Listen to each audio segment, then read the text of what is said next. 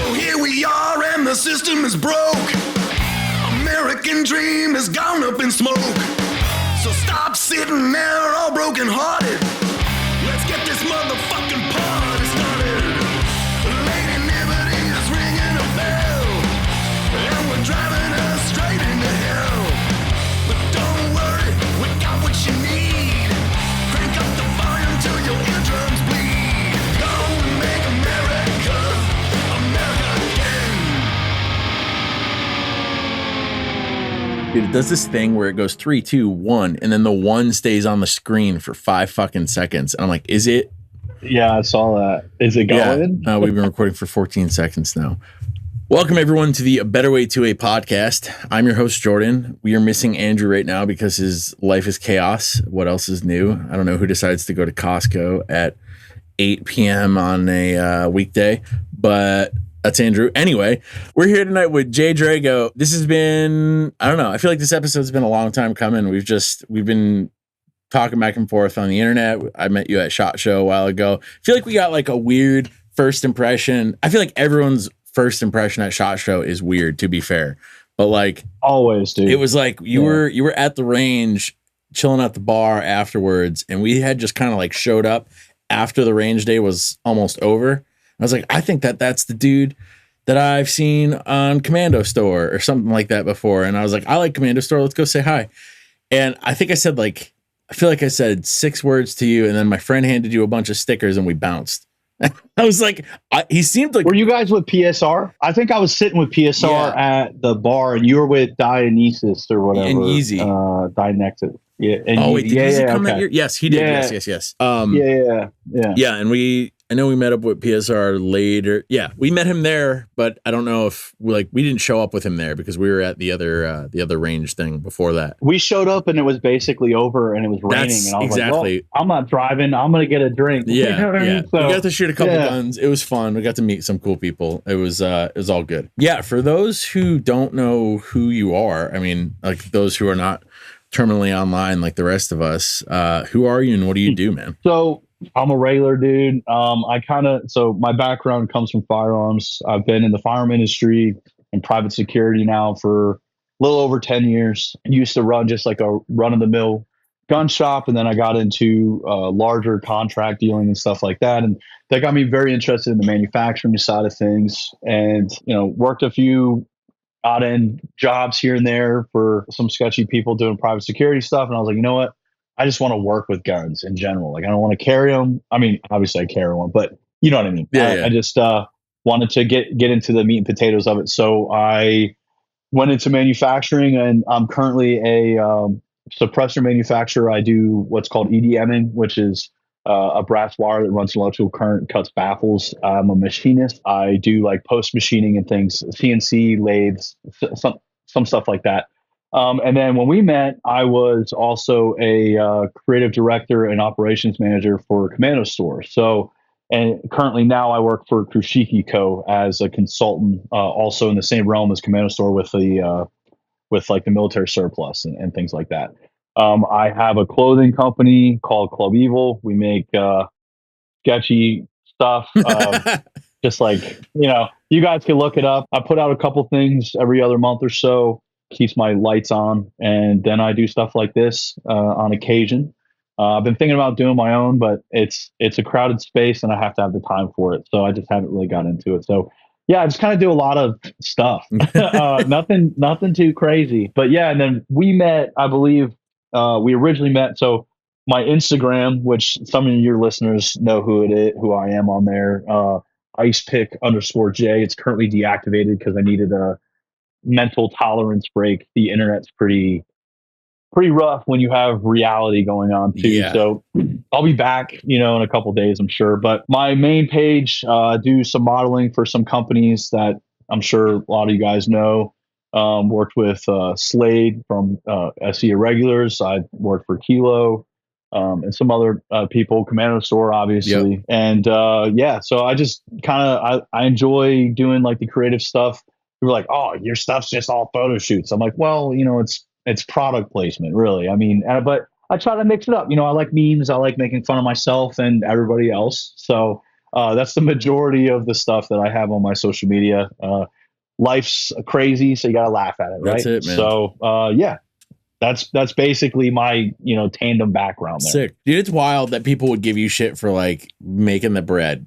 Like you're taking photo shoots and putting them on the internet. Yeah, what the fuck are you doing? Shooting in your backyard or like taking pictures of your gun on a table? Like what does that do? Like, not that there's anything wrong with that, but like, don't yuck somebody's yums for like what they're doing on the internet, especially if they're still doing stuff in the gun space. That's the thing. Like, I manufacture gun products all day long with my hands. I'm a blue collar guy. I've been a blue collar guy for a long time. I also shoot. There's plenty of videos of me shooting in my gear. So it's not like I'm just like, all right, let me just pose this thing real quick. And then I'm like, all right, here's your guns back. A lot of the things that I pose with are indeed surprisingly my own guns. So I just, I don't think that it's like very important what I do. Some people would disagree maybe, but I think that it's just fun. I am somebody that I finds myself quite disengaged from a lot of things these days, as many people are, for obvious reasons. It's just fun to be entertaining yourself. I think I love media creation. I love photo shoots and short films and things like that. I got to write a lot of the ads for Commando Store when I was there and act in them, and I really enjoyed doing that. When I was there, I don't think there was a single day that I felt like I was at work. So those guys are really awesome, so really enjoyed that. That's how I got to meet you in person and a lot of other great people working with them. So, and we still have a great relationship. I couldn't live. They live in Rapid City, South Dakota. I was there for a little over a year, and that place for me is just kind of like a just dismal abyss.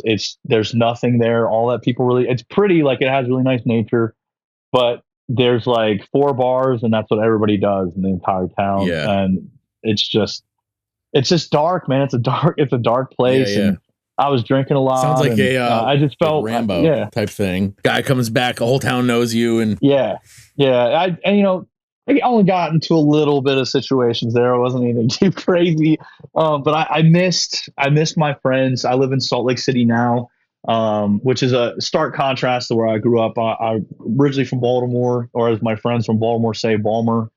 And then I lived in Jacksonville, Florida for a long time after that, also a pretty wild place. And then I moved to Salt Lake, and I don't know, man, there's just something about this place that kind of draws you to it. It's very pretty nature-wise, great gun laws for people that are enthusiasts. Yeah. I can drive 20 minutes one way, shoot in the desert, drive 20 minutes another way, shoot in like a forest area. So, yeah, it's a pretty nice place. So I'm pretty happy that I moved here, but long story short, yeah, that's why I left Commando Store.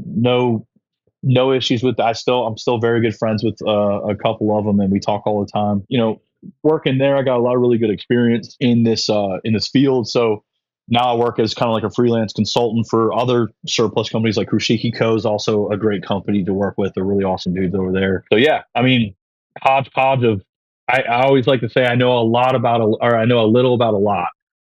So this is kind of my background, I guess. Good shit, man. Yeah, that's it seems like you definitely have some experience, and it's funny. Like when I first met you, I don't know, maybe it's like coming from the motorcycle scene where like there's a very stark contrast between dudes that have like a fuck ton of tattoos, where there's like some dudes you can tell got all their tattoos within the last like 5 years, and they've got like a new bike and all their shit looks good, and it's like, okay, this guy is like type A dude. And then you got the dude who's like, you could tell has experience. And I don't know what it was. And like, I'm not trying to like blow you up or anything like that. But like when it's like, how you can just tell like dudes have like a dude's been around it, and not good or bad, just like has been through life. Yeah, just in general. And like weathered. Like, yeah, term, exactly. Yeah. Like a solid wallet, that's like that you've had for 3, 4, 5 years, just reliable,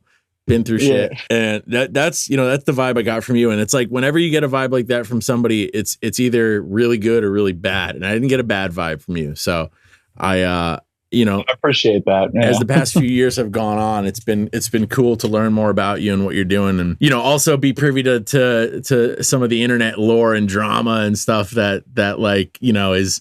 Let's get into it, bro. I mean, yeah. So this stuff cracks me up because I take people seriously up until they give me a reason not to, and whenever especially in this space, like you and I were talking off camera, but like you've got a history being a sharp, and have gotten like, do you want to talk about that, or is that something that? Yeah, okay. We can talk about it. I think the reason people see you, and they see some of the guys that like some of the people you hang out with, or I don't even know, dude, because I don't follow this. Like, it's so wild to me. Somebody will send me like screenshots, and I'll be like, why the fuck are you even looking? Like, what are you doing? Why do you care? What are you doing with your day today? Like, which I get it if somebody's actually a garbage person and like is going under the radar 100%. And absolutely, call them out. But like, I don't know. I just haven't seen it. And it's one of those things, like I was telling you before, it doesn't constantly come up, but it's come up more than once. And I've been like, I don't know. Yeah. Maybe I'm a fucking idiot. I don't see it. Well, I would disagree with that, but you being an idiot. Appreciate it. So we can get into it. So first off, and we talked a little bit about this on camera too, off camera, is people have really hard time understanding nuance. It's our N-word over here. For example, skinhead. Yeah. So, for example, skinhead is a dirty word in a lot of communities because people don't understand the history behind it. To give a brief history, not to insult any of your listeners that's actually read a book or been around any music scene in the last fucking 50 years. A lot of them have, which is super sobering. Super makes me feel good. That's good. Yeah. Cause I mean, well, when you come from hardcore, and like hardcore punk and things like that, it used to be, it's a little different now, as you probably know, but it used to be because you're a hardcore person. You come from broken homes, you come from the streets, and it's a place where you could all come together and feel safe. And you could really feel like the class unity and things like that. A lot of the guys are blue collar and they get off work and they show up to a show smelling like a machine shop, wearing their mock toe boots and their fucking fatigues, and they're just angry at the world. So they beat the shit out of each other to heavy music. The guys are screaming about shit that they thought nobody knew about. Yeah. You know what I mean? But then, so that's what hardcore, at least for me, that's what it was coming up. And so when I was a little kid, I'm talking like 12 or 13, I was around some people that I was living in. I moved from Baltimore to Jacksonville, or just to Florida in general, probably when I was around 13. And my parents, they're super conservative and stuff, which a lot of us that come up and end up looking how I look, and that's just kind of part of the rebellious thing or whatever, I guess. But my parents, surprisingly, are into good music, and my parents showed me industrial music and like Talking Heads and The Clash and things like that. My dad was a DJ in the 80s, and he had a punk band in Jersey called the Homicidal Newts. It was him and two of his Irish expat buddies. And anyway, that exposed him to a lot of good music. So when I was coming up, when they weren't listening to church music or whatever, my mom was like, "You ever heard Skinny Puppy?" And I was like, "What is that?" And or like Sisters of Mercy or any of that like goth new wave stuff. Yeah. And it really kind of got me into a lot of stuff really young. And some of it was a little heavier, like Ministry, for example. So I was very interested in heavier music at a young age. We moved to North Florida. North Florida, even at the same time, it's pretty impoverished. It's pretty ghetto, and just in general, there's a lot of hicks out there. There's also a lot of people that pay $50 a month in low income housing. There's a lot of gang violence and things like that. And I lived in a rural part until I was a little bit older, and in the middle of nowhere. So when you live in the middle of nowhere and you're a disenfranchised white kid and you're rebellious and you start to cling to bad behaviored people. And one of my friends had an older brother who was a full ass adult. We were little kids. He got out of FSP, Florida State Prison, and he was like, "You guys want to be skinheads?" And we didn't know what that was, So he showed us like Romper Stomper and like American History X. And I'm a little kid, so I think it's fucking cool. Like, I don't know. So he shaves us in, but little did we know that we just got shaved into the Hammerskins. Oh no! Which is a very racist organization. Yeah. So, but again, I'm like 12 or 13 years old, right? So I don't know any better. I like get my first pair of boots. I like tuck my pants in. I don't learn how to crease because you probably know this, but boneheads don't dress right. They don't dress. They don't know how to like when they go to wear their the appropriate attire when they want to dress smart, they wear dumb shit. So this guy just got out of prison. He's a very much a prison skinhead, which there's a large. I mean, if you're a skinhead in prison, it means something very different, or like a wood. It's very different than a skinhead from Denver that came up with a bunch of sharp. Which for your listeners, sharp stands for Skinheads Against Racial Prejudice. So if you're a sharp, you're a skinhead, but when you see Nazis and shit like that, you fight them because that's what you're supposed to do. So anyway, I go to a show dressed like shit with my other friend, not his older brother, because his older brother's smart enough to not go anywhere in public because they're Nazis. No one likes Nazis, especially at hardcore stuff. Yeah. And I proceeded to have my ass like just greased, dude. Like I got really fucked up, and I'm a little kid. But there were some people there that took me in and were like, "Hey, like, the fuck are you doing?" And I'm like, "What are you talking about?" I don't. And then they really laid it out for me. And what was funny is that growing up in Baltimore, I was like one of the only white kids on my street. So to me, like being like actually racist, and I'm not talking like bigoted or prejudiced or anything. I'm talking like being actually racist against black people.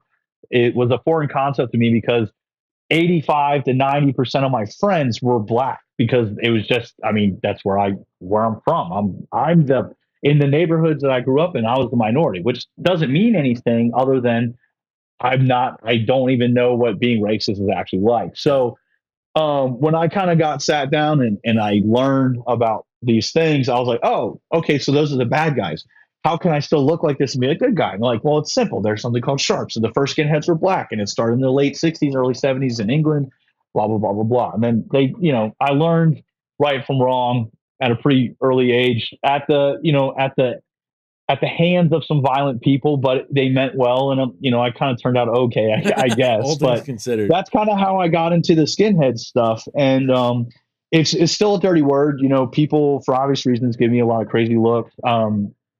Just for the tattoos in general. But then, I have a cross on my forehead. I have a crucified tattoo on my thigh. And like, people are like, are you religious? Like, what is that? I'm like, oh no, I'm just a skinhead. They're like, what did you say? And I'm like, hold on, pause. Let me explain, but sometimes I don't want to explain. I'm just like, fucking Google it, dude. Like, I don't have time. So, it just kind of depends on my mood. I'm a regular guy. I go to work, I go home. I pay my bills. I unfortunately pay most of my taxes. There's people that want to make a mountain out of a molehill, and that's fine. I'm sure a lot of the people that send you messages about me, I probably have no idea who they are.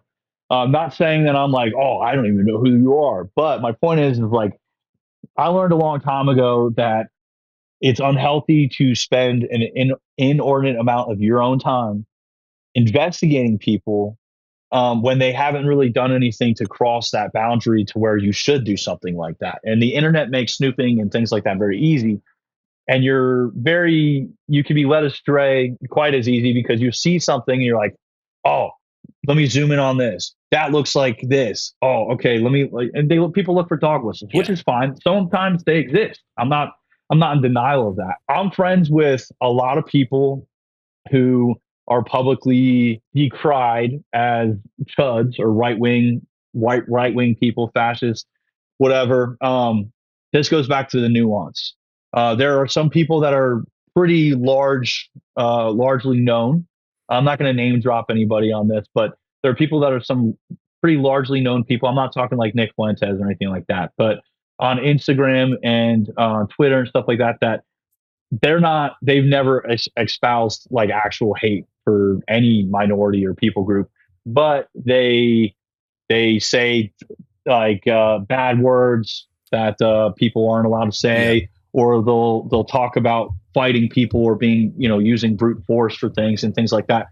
And, people give me shit because I use the term might is right, or might makes right.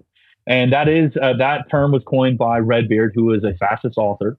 It does predate Nazis, but fascism didn't start with the Nazis. I'm not sure people don't know that, but they should if they don't. It's like I was talking to one of my really good friends who is a outspoken communist the other day, and she was talking about how people get confused that there is complex structures within each political ideology. There's a whole, just so you guys no, dude, liberals are Marxist communists. Yeah.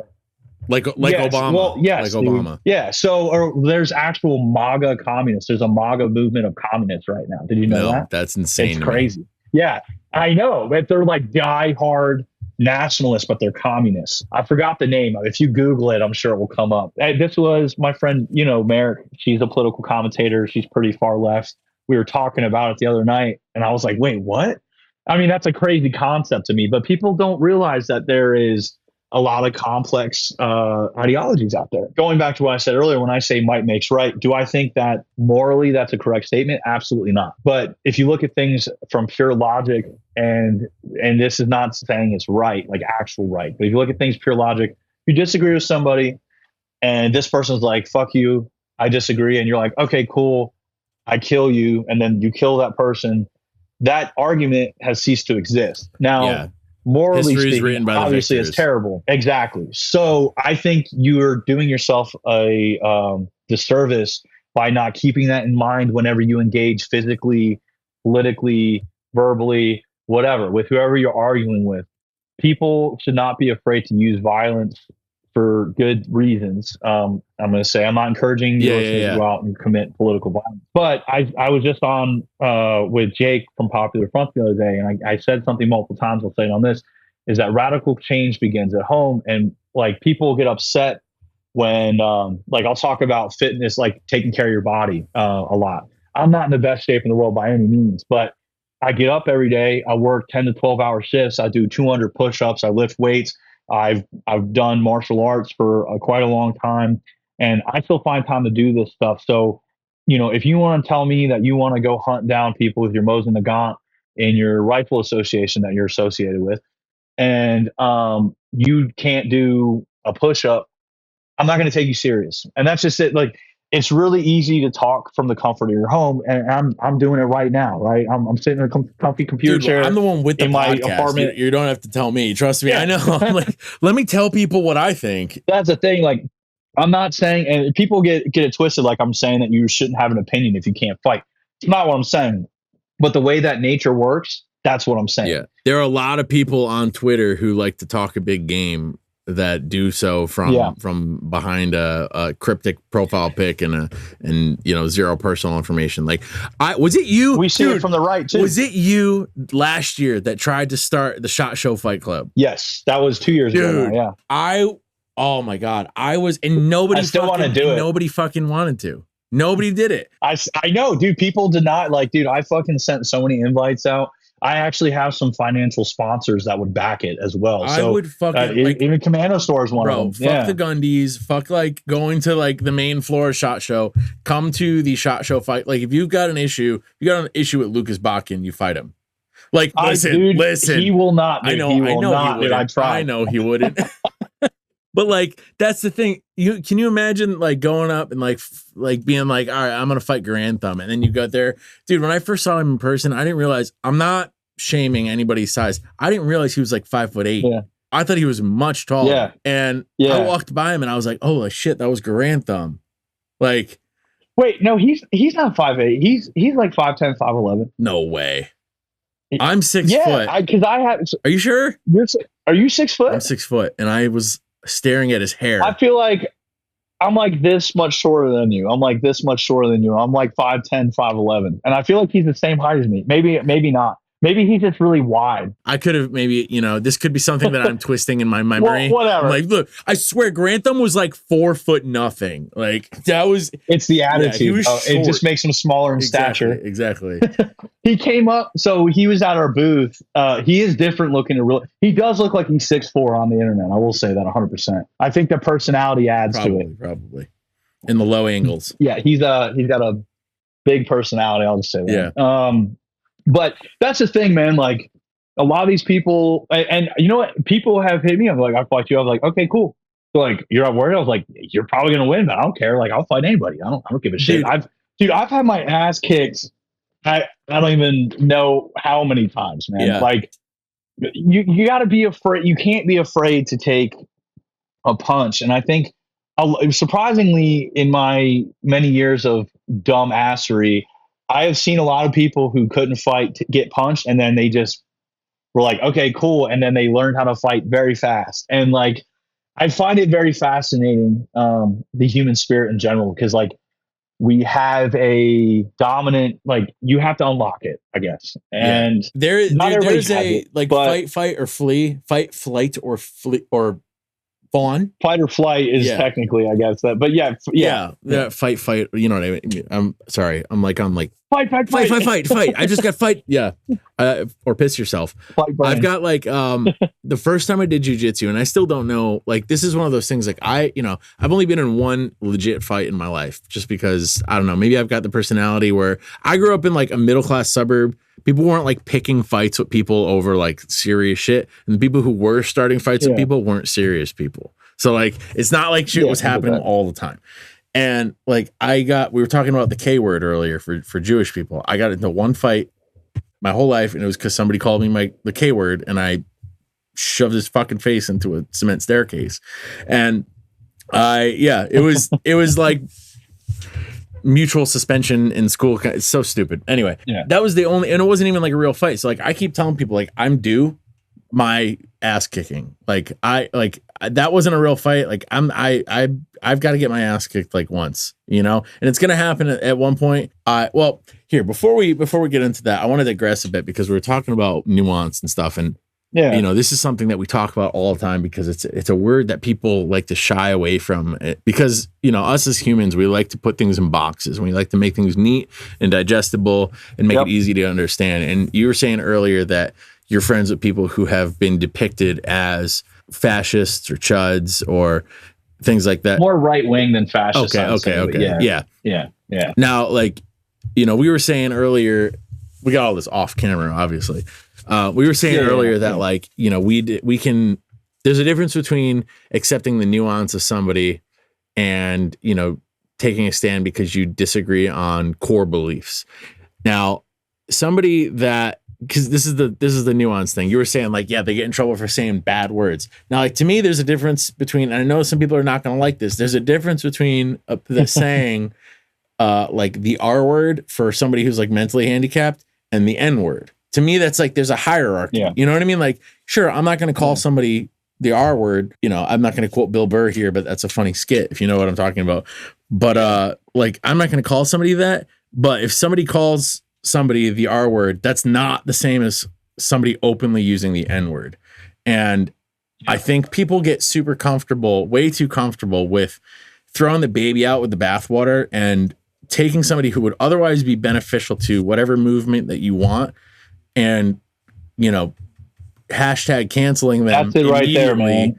Like, because they say something that they disagree with. And like, listen, I used to be conservative. Like, when I was in high school, and a lot of it was like you being like a early onset skinhead. Like, I didn't know what the fuck it meant, really. I was just like, borders. Like this, like everyone's mooching off the system, because that's what my dad was saying. That's what my like other friends were saying. And I was like, that makes sense. I wish, dude, the first time Trump was running for president, I was sharing Trump train stuff because it pissed off my Hillary voting friends. I didn't even like really like Trump, but the fact that I was still sharing it because it wasn't like where it is now. You know what I mean? 2015 was a crazy time. Yes. And like, if I were to be judged by that shit, then I would not be the person that I am now. And so like when you, I'll let you speak, because I just talk. I'm sorry. No. I don't want to cut you off. I don't want to forget, because I'll forget. No, no.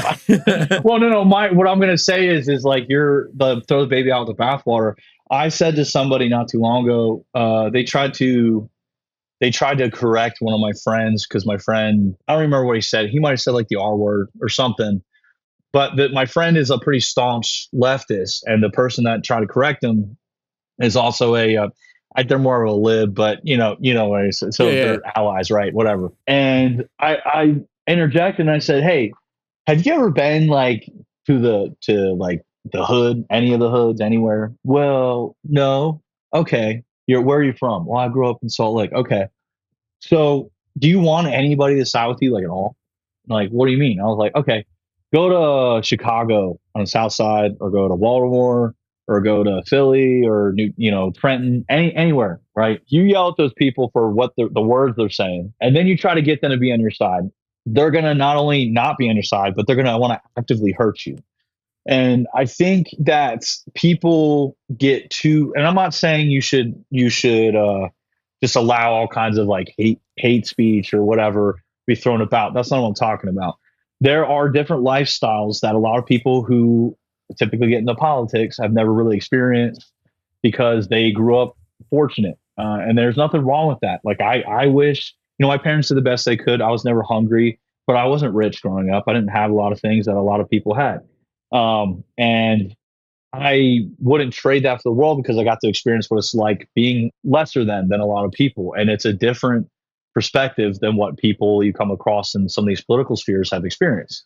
Now, there are people that grow up super poor and impoverished, and then they dedicate their lives to helping people who are in those situations. And those people become pretty staunch political figures. And there's nothing wrong with that, of course. But when they speak to people who are easily influenced, like most people are, people just want something to believe in. People have no belief system anymore. People aren't even religious anymore. They're on their phone and like they have spiritual ADHD is what I say. So they want something to cater to or something to worship. So now people worship politics. Politics is the new religion. And people are like, well, you can't say you're apolitical because there's politics and everything.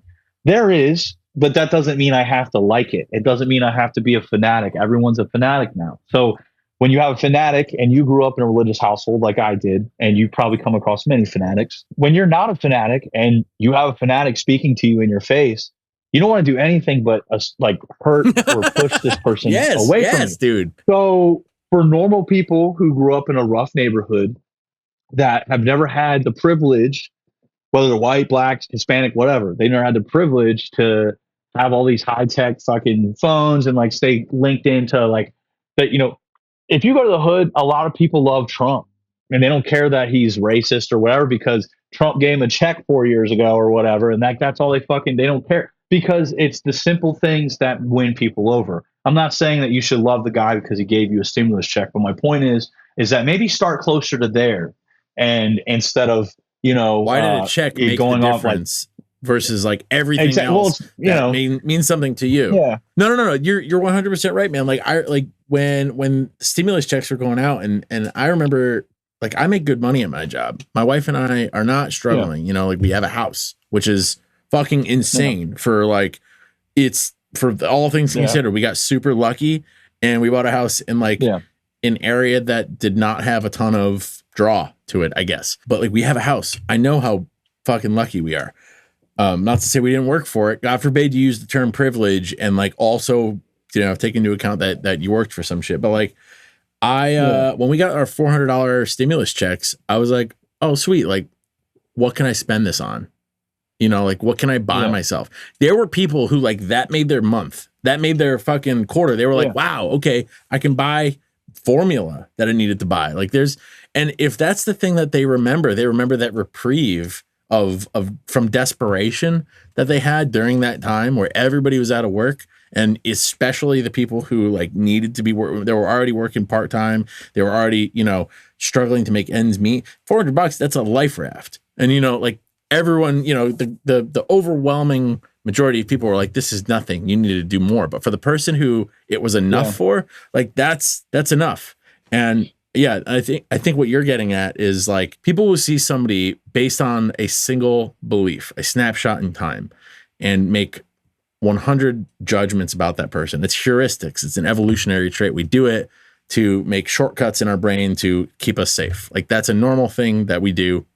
That's why stereotypes are a thing, even if they're not true or true. Our brain stereotypes, whether we want it to or not, because it makes it helps us survive, or it did used to. People love to condense. People want to condense and control. That when you break down and simplify all walks of life, you can understand them in your own box. So people that don't understand, for example, like I'm going to use something that a lot of your listeners probably get frustrated about.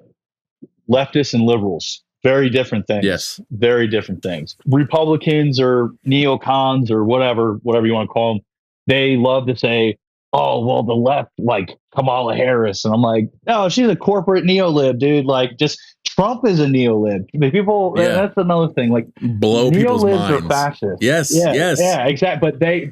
But Trump is a liberal. It's just, the thing is, he's not conservative, dude. That guy talks about fucking prostitutes and shit. He's not a conservative. That's not. There's fiscal policy, and then there's personality, right? And the people. Politics is so like drudged through the mud, and by the time it goes through like a million cycles, and then it hits the fucking TV. And whatever you hear on the TV is going to be biased to whatever network, which are all the same network, by the way. It gets delved out by these networks, and then you're sitting at home eating your food, watching reality television. That's all it is. The problem is, instead of Love Island, this C-SPAN is people's lives being ended across the planet that weren't fortunate enough to be born in a place where you get born in a hospital and people don't bomb you all day. So I just feel like we have a very privileged stance on, when people want to call out individuals. And again, I'm not saying you should not call out actual Nazis. Like, that is not, or somebody is like talking about some vile shit on the internet and you want to argue with them. There's nothing wrong with that. But I think people need to remember, like, I don't fucking care if somebody doesn't like it. At the end of the day, like, beat me up. If you can't beat me up, then shut the fuck up. I'm not saying that you shouldn't call me on a bad behavior, but nobody, like we were talking off camera, you said people have sent you stuff. Not one of these people has ever struck dialogue with me. Like, one. Yeah, no. I 100% agree with you. And you know what I fucking love? I've got a couple friends who are trans who have been responding to like trolls on Twitter and shit, who like talk shit on Twitter just by saying, well, then fucking try to kill me then. Like, and that's the most metal 100%. Shit. Like, it's fucking Twitter, okay? You're not hard. Okay, shit, like it blows my fucking mind. These people, dude, I don't know what it is. There's very few things on the internet that actually get under my skin more than, like, period. It's very easy for me. I don't know if it's just from years of practice or what. It's very easy for me to be like, no more internet for today. Like, that's this guy. I'm never going to meet this person. I have my daughter in the other room. I'm going to go touch grass. But there are very few things that get under my skin more than people who think they are tough on the internet, and they think that their point that they made in 180 characters or less makes them more relevant than you somehow, or makes them more like higher up on the hierarchy. Like, man, I want to weld pieces of metal together in my garage and do bad things with it. Like, well, so dude, like, here's the thing is like, you can't really win either. No, and you're not going to. Like, whenever I do the anonymous like question thing, I'll get messages like, "You think you're so tough?" And I'm like, I don't say anything about being ever, dude. I don't like. And my friends are like, "Well, you talk about fighting." I'm like, "So what? Fighting doesn't make anybody tough." Like, and I'm not like, "Oh, I'm a best fighter." I'm like, literally kick my ass. Like, I don't care. If you can beat me up, that's great. If you can't, that sucks for you. It's fine either way. But my point is, like, I get paid to post what I post most times that you see me post it. Some of it's just artistic, fun shit, sure. But the majority of my posts I was paid for. So if you're mad that I'm getting paid to post tactical gear, fucking, what do you, like, suck it, man. You know what I mean? Like, I don't take myself serious. I'm a fucking regular dude. I still work a day job. I wish I didn't. Maybe one day I won't have to. We'll see. But like, I'm a normal guy, and people love to like toot the whole like, oh, he's sketchy, or I think he's tough. He flexes his gun. It's entertainment, man. Social media is entertainment. It'd be different if I was on there vying for like hate, for example, like calling for a regime to like wipe out, Australians or something. You know what I mean? I'm using something very. There are plenty of people. Australians are super neutral. Nobody hates the Australians. Maybe the British at one point, but there are literally people out there. Like, look at our comments. I will post something I think politically ambiguous, like, and you can argue this. Armed minorities are hard to oppress. I got into an argument with somebody, and I say argument, I wasn't arguing. They were arguing with somebody on Twitter who was like, tell me how minorities are oppressed. I'm like, that's literally not we never even talked about that. We're just saying. I'm making a statement. They are like, they are, that's, all minorities, regardless. You could say water is wet. Yeah. And they'll be like, you can say water's wet, and someone will be like, technically it's not wet. Yeah. Yeah. Are your pants wet right now? Then checkmate, liberal. With piss. Dude. Who put this piss in my pants? So you posted a few months ago, and I ended up being right. I'm just gonna say it. I ended up being right. And we weren't arguing. we weren't arguing, but I commented it was over the Native American guy that got killed from King of the Hill. And I commented and I said that there seems to be a lot more than meets the eye. And people are like, fuck you, you hateful bigot, blah, blah. I don't even say anything. I don't care that he's gay. Like, I don't care he's Native. Like, it has nothing to do with that at all. And it came out that the guy was like fucking running around the neighborhood with guns and pitchforks. And like, he had some mental issues and it was exacerbated with drugs. When you said that, I knew exactly how, I knew what you, like, this is the thing though. This is like, I knew what you meant and I knew where you were going with it. But I knew exactly how it was going to be taken by people who didn't give you that benefit of the doubt. Well, here's the thing, dude. I love talking to those people because they're not going to do anything. They're going to try to cancel me. And people are like, what are you going to cancel them for? They're like, well, he said there might be more to this story. And the other person's like, oh, is there? And they're like, I don't care. Yeah, and that's where this is that derangement is where people lose the plot. And that's why leftism in general has such a hard time garnering a following, especially in the US, is because we have these people that don't believe in any personal responsibility, just as a whole. Like if I watch a video of a minority in a bad neighborhood robbing somebody and he gets shot and killed, is it sad that a kid got shot and killed? Yes. Is it still his fault that he chose to pick up a gun and go use it despite systematic oppression and things like that? He still made a decision. So whenever I don't usually comment on videos like that because I know how it's going to go either way. Oh, dude, I love commenting on like cop videos and just the most obscenely like leftish. I turn into a hardcore leftist on cop videos, like badge cam videos. I'm like, well, I don't know. Quit your job then, asshole. Stop. You don't want people to hate you or quit your job. Yeah. You can take the uniform off, but I can't take my skin off, dickhead. You know what I mean? This is a joke that is definitely going to like separate the split the seas, I guess, a little bit. But you know where leftists and conservatives agree? Women shouldn't be cops. I'm kidding. I mean, that was a joke.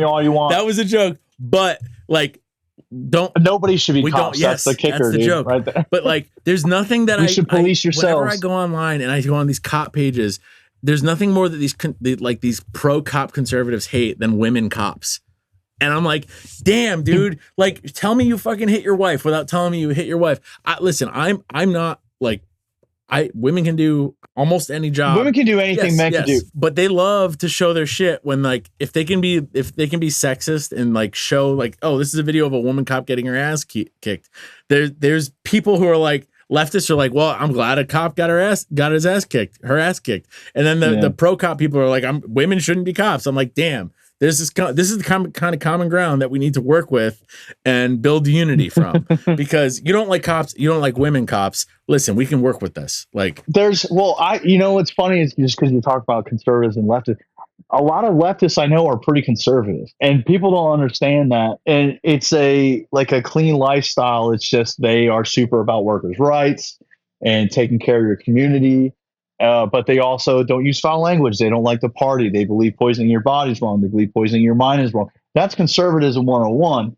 But what we have now is some hyper amalgamation of like a demonic entity of like MAGA demon fucking money monster thing. And like people are like, well, it's a conservative thing. It's not conservative, dude. Like, so for an example, my parents, I don't agree with my parents politically on quite a bit of stuff. And we touched on some of it before the video started.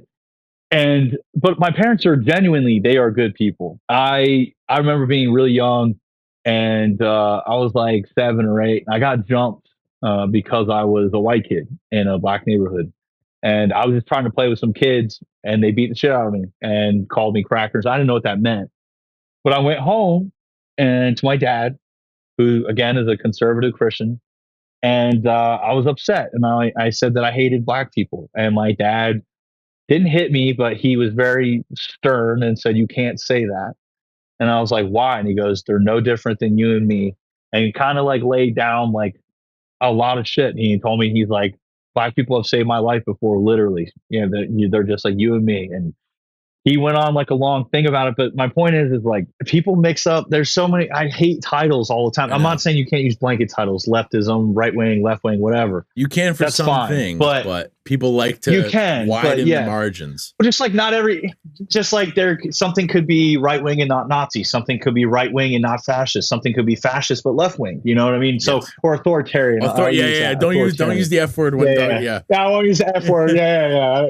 Please don't hunt me down. Communism is the opposite of fascism. Yet the communist regimes have been, but they're both authoritarian. Yeah, I know. Yeah. Anyway, it's not real communism. Yeah, listen, whatever. I've had conversations. I love my friend Tally, who is like I love Tally. She's fucking Tally, great, dude. yes. Me and her argue. Yeah, we argue all the time. I love arguing with her because she's such a wonderful fucking person, and she will take. She's respectful. Yes, yes, dude. If that is a good leftist, that is a great leftist right there. If anybody can turn me into a fucking communist, it's her. Because she loves people and she cares enough to explain things to you. That was her argument against. So I said, so I disagree with some communal principles. Like, I think communism would be great on paper, but in reality, there's one problem with communism. You know what it is? What? Human elements. They don't jive. People are always going to be proud. They're always going to be gluttonous. They're always going to be greedy. They're always going to want more power. It's just how humanity will always have a power struggle. You cannot erase that. Yeah. And no matter how many times we try, and you can't even start it without mass violence in the streets. You can't even. You're never going to convince people on such a massive level to do something like that. You can't, because you got to remember, there's people that wake up every day that hate everything and want to kill people for no good reason at all. There's millions of them. Yeah. I'm serious. No, I get it. People don't realize that, there are people who are literal animals that are designed just to be an animalistic person. Like they don't have, it has nothing to do with race or creed or upbringing. There are people who are born into this world. I call them stumbling blocks. You can call them NPCs, whatever. NPC is a much more innocent version of what I'm talking about. But I believe that there are literal agents of chaos that are born into this world, whether made by God or evolution or whatever. But they exist on this focal plane merely to create chaos, whether it's good or bad or neutral. It doesn't matter. Snipes from Demolition Man. Yeah, literally, dude. Me. No, so I'm a huge fan. I used to want that haircut. They actually had like that blonde flat top for a while back. Oh my god. Yeah, it's so good, dude. That's gonna be your photo for the podcast episode. Hell yeah, dude. Hell yeah. I mean, all jokes aside, like that character. Yeah. I almost said Drexel, but that's True Romance. What's his name in that movie? I can't remember. It's a great name. Oh, but yeah. It's probably something like fuck. I literally just watched it the other day. Yeah. Are we looking it up? Yeah, I'm looking it up right now, dude. I have to. This is the most Simon Phoenix. Phoenix, dude. This is the most relevant piece of information that we need to do. This is going to be the one thing we Google in the episode. It's Wesley Snipes' character from Demolition Man. Getting back to my arguments with Tally, right? I argued, because I went on like a little tirade on my story, because a few months ago, I wasn't saying anything crazy, but I quoted everybody from Mao to Shea and everything, because I argued with somebody who was a very staunch communist who was a homosexual. They were talking about how they liked Shea, and I was like, what do you like about him? And they're like, well, he was a strong leader, he was handsome, and blah blah. I was like, he really hated homosexuals, right? And they're like, what? That's just right-wing propaganda. And I was like, no, it's not. There's like death camps and all kinds of stuff. You can look it up, look it up on right-wing Google. I was like, oh my fucking God. Whatever, dude. Like, you don't have to believe me, but if you look up any regime leader of the people are like, what about Lenin? He allowed he stopped the execution of homosexuals, and I'm like, not in the provinces. He didn't. He let it happen. He just didn't say anything about it. They're like, what? And I'm like, Google it, dude. And again, it's like, oh, you can't look shit up. It's all rewritten, and it might be right, but dude, there's so much. Let's be real here, like, man. It's really tough. Like, this is what I love and I hate the internet, because the internet is the greatest resource to mankind, but it is also the biggest crutch ever that we've ever relied on. It was created as a weapon, right? DARPA created the internet as a weapon. People seem to forget that what we're using right now was originally a weapon, and I don't think we should forget that. Listen, not going to get into conspiracy. No, you know what it is? I quote the quote about porn. If it's free, you are the product. 100%. That is not that I'm like anti-porn or anything like that. I'm certainly not. But that's listen. Sex work is real work. But what were you gonna say? I was just gonna say, because I don't want Tali to be listening to this. She's like, What were you going to say about me? All I was going to say is I was talking to Tali about, or arguing, I should say, about communism. And her point was, because I said humans will always vie for power. They will always kill each other for power. They'll always be greedy, gluttonous, evil to each other, steal from each other, lie. And she was like, that's not true. And I was like, what do you mean? And she gave me a lot of good, she was like, she was talking about the floods in Tennessee or wherever they were. There's like recent examples of people helping each other. And people forget that communism is a derivative of communal shared principles and responsibilities. And I think if we're able to have something like that, it's wonderful. I think you would be a fool to not want a communal family around where you live. I mean, there's like, that sounds fucking awesome, dude. Like at neighborhood cookouts, everybody helps build your house. You guys help each other plant, squash, and like people come in your neighborhood, start in trouble. You guys get together, beat the shit out of them. Like it's just Awesome. It sounds like a beautiful thing. But you know what else sounds fucking beautiful? 66 degrees all year round, not too much sun. But I can't get that anywhere either. So that's my main point, is that I don't have enough hope in humanity for it to ever come to fruition. And that's my main problem with it. You know what I mean? I've got like this is one of those things. It's like, people always say not real communism, and it's never been practiced. And real communism hasn't ever been practiced without Western intervention. And I get that, because something like that statement's probably true, but at the same time, the more collective I don't want to use the term government, but the more collective like a social and economic structure is, I think the smaller the group has to be. And not necessarily, it doesn't have to be a small group. Like you said, or like Tali said, it could be a community. It could be a community of thousands. But having shared values and shared beliefs and shared backgrounds helps people to humanize other people to the point of wanting to voluntarily assist them. And that's why we have such a hard time. Aim small, miss small. Yes, dude. Well, yeah. And start with your community, dude. Like that's what I'm saying. Like that's why you've got people who have never met a fucking trans person in their life saying trans people in sports is the biggest problem that I have on my plate right now. Like that's, how nice your life must be, dude. You know what I mean? Yes. Don't worry about them. It's not like they're living in hell every day. You got enough on your plate, dude. Trump's been accused of rape by more women than there are trans people in the NCAA. Yeah, so that's a good point. What I was gonna say though is that, fuck, dude, what did you say? You were saying before the communal thing? What did you say? And I said I got something I got to tell you. Oh. So people are like, real communism's never been achieved. Oh, yeah. Well, no, real communism has been achieved because capitalism, like Western, and I'm like, that goes back to the might makes right thing. That's just in action. In reality, the thing is that capitalism is the better system, not because it's good for you, but because it appeases the shittiest parts of human beings.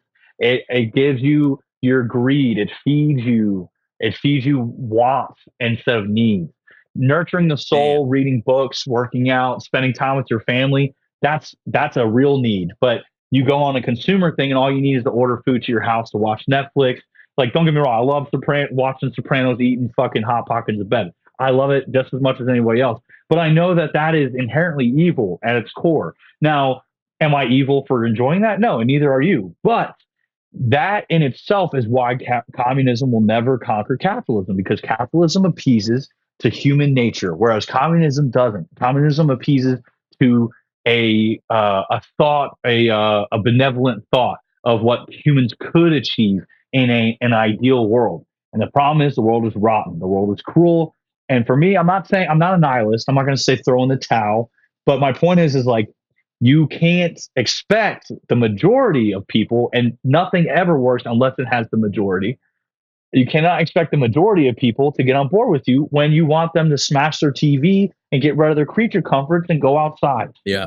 To me, it's a wonderful theory that is insanely hard to practice. And every time it's happened, even before Western intervention, you're going to tell me, and people tell me that, the starvation and mass starvation and stuff didn't happen. That was Western intervention. No, that wasn't Western intervention.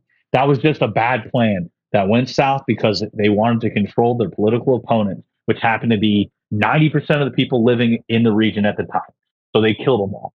So that's when communism works, is when you kill everybody that disagrees with you. And then the minority of people who, let's be real, the people who want to do good for each other are in the minority in the world, whether no matter political spectrum, whatever. People that want to do good for their fellow man, I believe truly is a minority in society today. And I think we like feed our narcissism and our lack of empathy, all of our apathy. These things, man, these things right here, they just feed us constant. It's like a drip feed IV of just straight dopamine. We're all hooked and addicted to dopamine. I've been on social media right now for like 3 days, and I feel like I've just today, when you have a really bad hangover and you're like, I'm never going to recover from this. And then like 2 days later, it's like, you're like the same age as me. So our hangovers sometimes last 2 or 3 days. Yeah. It's not the immediate hangover. It's like the residual effects. Yeah. But then 3 days later, when you swore off alcohol or whatever, which, we know how that goes. I'll never drink again unless you guys are going out later. But when that wears off. Dude, I saw a tweet that said that the other day. I was like, yeah. It's so funny. But when that wears off, you feel like $1 million. Yes. It's all right, dude. We all like low budget entertainment, man. I saw a tweet, dude. I have like a lurker account on Twitter that I use just to follow garbage accounts. Like meme accounts, fucking like just horse shit that I find on the internet. Anyway, which is most of the internet, by the way. Dude, get into the dead internet theory. Like, okay, so I want your listeners, before everybody and we can dive into some more social topics in a sec, but when everybody gets into they're looking at the internet and like, well, the internet's just a tool. You guys need to be reading these data dumps on the CIA.gov website, because they are outing themselves as like an insanely evil, demonic practicing fucking group. Dude, just Google the term you literally gateway process, dude. Say that one more time, because the gateway process. It's a 30-page document on CIA.gov where they talk about doing seances and going into different dimensions to kill beings, and that this world is a hologram. And this is from the late 80s. It's before they call it the consciousness matrix. This is before the Matrix was a thing. What's it called? I'm going to Google it right now. The gateway process. It's fucking nuts, dude. I want to do a print. I want to do a hard copy print of it and release it. But if you steal my idea, one of you listeners, I will make you come to SHOT Show Fight Night, and I will beat the shit out of you. I'm just saying. I don't care if you're bigger and badder than me. What is this? My heart for you still. I'm fucking saying, dude. It's on the .gov website too. It's in our face, man. I'm telling you. I'm not trying to change the whole trajectory of this conversation, but I sent this document to somebody earlier and it ruined their life. This will fucking ruin your life, man. Wait, hold on. I'm going to do something that is going to really upset the majority of our base right now. I'm going to go to chatgpt.com and ask it to explain this document to me. Great. You just killed a whole village, dude. I listen, I don't use ChatGPT for much. Well, dude, you know what's actually crazy? I was just saying, I talk a lot of shit when people are like, you just drained all the water out of someone's reservoir. I will say, dude, there's a town in Texas right now, and I'm using an American town. I understand people have way worse in other countries, but there's a town in Texas that was just told to use less water to shower because the data center, their AI data center, used 400 million gallons of water, and they're running out of water. So they're telling the human beings who take showers to make them shorter. Do you know how fucked that is, man? I'm just saying, so what? People can make that fucking actually makes me want to themselves? Kick my own ass for just using ChatGPT. Uncle Ted. Yeah, I know. Bro, but still, Uncle Ted, I need you to do it anyway. Dude, I see so many videos where I'm just like, dude, Uncle Ted will be rolling in his fucking grave right now. I saw it, dude. I heard a tweet. Dude. I heard a tweet. Listen, I got to stop drinking. All right. Oh, man, you're getting old, bro. I read a tweet where it said... It was speaking from the perspective of a woman who was saying, oh no, I'm kidding. What'd you say? I said, oh no. I was just making a sexist joke. I'm sorry. Yeah. My boyfriend nutted at me. Now he's looking at Ted K's manifesto. Yes. Well, no, she was like, I was having sex with my boyfriend and I told him to nut in me. And in fewer words or less, and then my phone was advertising birth control pills to me. It's crazy the way that our phones listen to us. Anyway, that's real though, dude. Yes, that's fucking real. So what I've got from ChatGPT here, the TLDR It literally gave me a TLDR because it knew I was going to scroll to the end and look for it. The Gateway Report is really an earnest officer's deep dive into fringe consciousness techniques, styled in scientific language, but it does not confirm psychic abilities nor prove astral projection. Instead, it is a careful narrative built on physics-inspired speculation, hypothetical brainwave entrainment, and hypothetical consciousness expanding protocols. It's bureaucratic curiosity, not breakthrough science. Interesting. It sounds like a whole lot of redirection, if you ask me. Dude. I don't know. So here's listen. I've read the document. It's fucked up. It's weird. I'm just gonna say. I want to know your opinion on this, and this is really funny because whenever we start talking about stuff like this, I have the thought in my head. Somebody once said that we are the least gun-oriented gun podcast out there. And then we have conversations like this, and I'm like, yeah, I get it. I totally see it. I listened to and I'm going to kick myself for saying this, but I listened to a Joe Rogan podcast episode only because somebody told me to listen to it. I'm just kidding. Canceled. No, it was it was really hot garbage. And I'm not saying that was Joe Rogan's fault, but his guest was full of shit. It was talking about how, and there's a sliver of truth to every conspiracy. It was talking about how the pharmaceutical industry and the food and the FDA, the like FDA as a whole, FSRIs and stuff. Yeah. Well, like, and the food industry is fucked up, which is all influenced by outside money, which I can totally agree with, and like without even looking into it, just Monsanto and all that. Yeah, whatever. But this guy was essentially saying you can't trust peer-reviewed articles because the whole peer-reviewed process is corrupted. And at that point, I had to shut it off. And I told my friend, I was like, listen, you're going down a road right now where I understand what you're trying to do, and I understand that you disagree with the FDA, that you disagree with pharmaceutical companies. But if you're going to say that the standard of objective information is corrupted, you need to replace that with another objective standard, because if you don't, then you're essentially saying do your own research and you can choose whatever you want to believe in. And that's how we end up with fucking MAGA. So here's what I say, right? And this is going to sound fucked up, but like, I don't trust the FDA, but guess what the FDA is going to do? They're going to keep us alive. Why are they going to keep us alive? So we continue to consume. They can't kill all of us, because if they kill all of us, then we're not worth any money. So at the end of the day, do I think that we eat a lot of poison? Absolutely. Am I going to stop eating fucking red 40 and fucking whatever? Probably not, dude. Why? Because I don't care. Like, you got to die from something. And that's another thing. Like, conspiracy theorists, and I'm a conspiracy theorist through and through, but I went through a period of a few years where I dove really, really, really, really deep into some shit. Like, did you know Elvis had a dead twin that he used to conjure during a seance to hunt down his 14-year-old girlfriend that he sent bodyguards to go kill? I didn't know about all this shit, right? I knew he was a pedophile, but I didn't know all this other shit. Yeah. Wait, I didn't know Elvis was a pedophile, dog. You didn't know that? No. Dude. How would I just know randomly? How would that be a piece of information that I would be privy to? Off the top of my head, Elvis is a pedophile. Did you know that? Yeah, he's I knew that. They taught me that in middle school. Well, he's posthumously canceled or whatever, dude.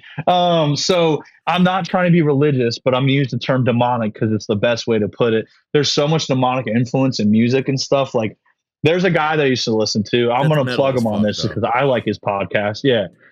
I'm going to plug his podcast. So it's called, his name is Isaac Weishaupt. He's a little out there with some stuff, but his podcast, he breaks down a lot of shit and he finds stuff that sometimes people are like, oh, you're finding things that aren't there. But this motherfucker gives references and I tap in and I'm like, yo, he's actually right about this. It's a little weird.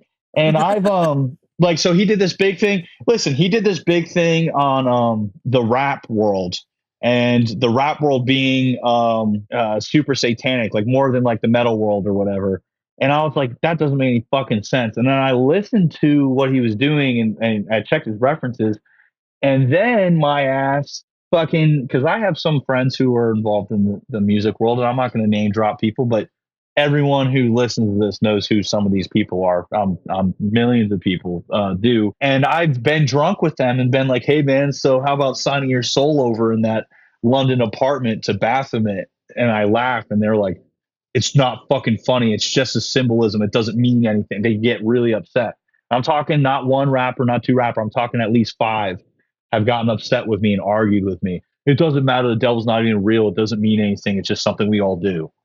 So anyway, that's something you guys can get into and research yourself at another time. I'm not trying to be a fuck. You dropping this shit like right now at 11:44 like when we're close to the end of the episode. PM, like, dude, we're like getting ready to end this. By the way, half the music you listen to is influenced by the devil, and you should definitely not go look into that right now. Well, listen, dude, one of my most listened to music of all time is 3 6 Mafia.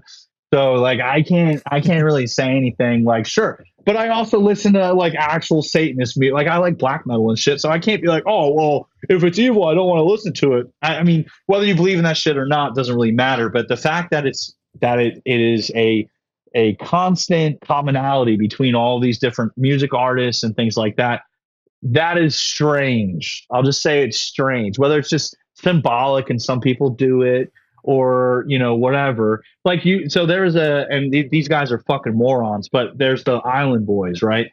Everybody knows who they are. Yeah. One of them crashed out on YouTube and was like, I had to sell my soul to the devil, and I have a demon that talks to me. He won't leave me alone. He's freaking the fuck out. And then I don't know if it's still on YouTube or not. I'll have to find it. I'll send you the link. But like people are like, what the fuck is this guy talking about? And then you have like kids like Lil Xan, I think he like was like, they control my life. They won't let me out. This is a prison. And he's like, this is what it's really like. And he smashes his car up and shit like a Bugatti or something. My point is that there's more than meets the eye to everything. Everything is control. But the guy, Isaac Weishaupt, it's like occult symbolism in popular culture. I think that's what the podcast is called. But he breaks down how like Pizzagate, or is this like no. He has legitimate people come on and like occultists and things like that. He's not like a right-wing grifter or anything like that. He doesn't get into. I believe he doesn't really talk politics very much. Yeah. He did do an episode on how Trump won the 2016 elections because of meme magic. So do you know this whole thing? I'll do this real fast so I don't fucking piss off. No, dude, pretend I don't. So okay, so you know the little green frog, right? Pepe the frog. Yes. Well, Pepe memes all say Kek on them. Kek, right? Kek. Well, Kek is the Egyptian god of chaos who's a frog, ironically. So basically, all of these memes, like hieroglyphs of old, were pushed all throughout 4chan and all this shit super heavy before Trump got elected. And I think Trump got elected the first time because of memes, like just culturally speaking. Because dude, I was just talking about how I was sharing Trump train shit without even wanting Trump to win as a president. So he gets into this thing called meme magic and breaks it down where it's like symbolic, just like runes or like the pentagram, stuff like that. Memes are the same thing. And this is what he's saying. I agree with some of it, but I'm not going to get it. Whether it's just repetition and like memory loading, and you're just like, oh, I see it all the time, so I'm going to vote for him or whatever it is. But if you look at all these hieroglyphs and stuff from Egypt, some of them are funny too. Like sometimes they're like cats are doing funny shit and everything. So you're like, hey, meme magic isn't even new. This has like been around for fucking 4,000 years or whatever. But he was talking about how in Sumerian culture, which Sumeria was the first recorded civilization that predates Babylon, and you probably know what it is. And they in their writings, which have been heavily redacted and destroyed over many thousands of years, they would like beat these giant drums to create bass, like deep bass. And then they would speak over it, and they would either be praying to not Baal, but like the equivalent of like whatever their gods, Sumerian gods were. Yeah. And it would be kind of like techno or like rap or whatever. Dude, I cannot even like. People don't realize. I know, dude. I know it sounds really stupid. No. Like when you first hear, like, no fucking way. Because it sounds stupid. I'm saying that because I like. It like clicks, like it scratches an itch. Yeah. Where I'm like, yeah, I get that. Like our needs are the same. Well, whatever like club music does for people, that probably did for them back then. Yeah. Dude, a giant fucking bass drum, and then you're like doing these like throaty humming, like weird notes and shit, and then you're like speaking in like an ancient language. Like it just sounds sick. But it also, in their writings, they would talk about opening portals and like conjuring their gods and things like that, and bringing rain and like when they need their crops and stuff like that. So they would use that to communicate. So this guy breaks down how rap is kind of similar because you have like, if you ever study witchcraft, a lot of witchcraft hexes rhyme. There's a reason why they're poetic. So when you listen to rap and, you know, a lot of rap's about growing up in the hood or it's just poetry over a heavy beat on its face, that's totally like, sure. Yeah, that's it.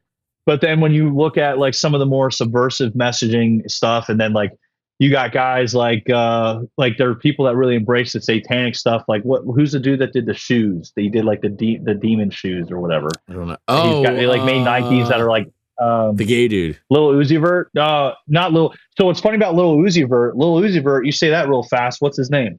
I'm just saying, Lil Uzi Vert. Yeah, yeah. It sounded like you just Lucifer. slurred. Like I get it. Lucifer, I get it. I said it in my head. Yeah. Okay. All right. So anyway, I'm guys, not trying to get guys. Jay's just super drunk right now. Please disregard everything he said for the last hour and 40 minutes. No, dude. This is the stuff that like. So I remember having like unrestricted access to the internet as a kid, and going down this rabbit hole of like, I'm gonna watch. What the fuck was it called? What was the one?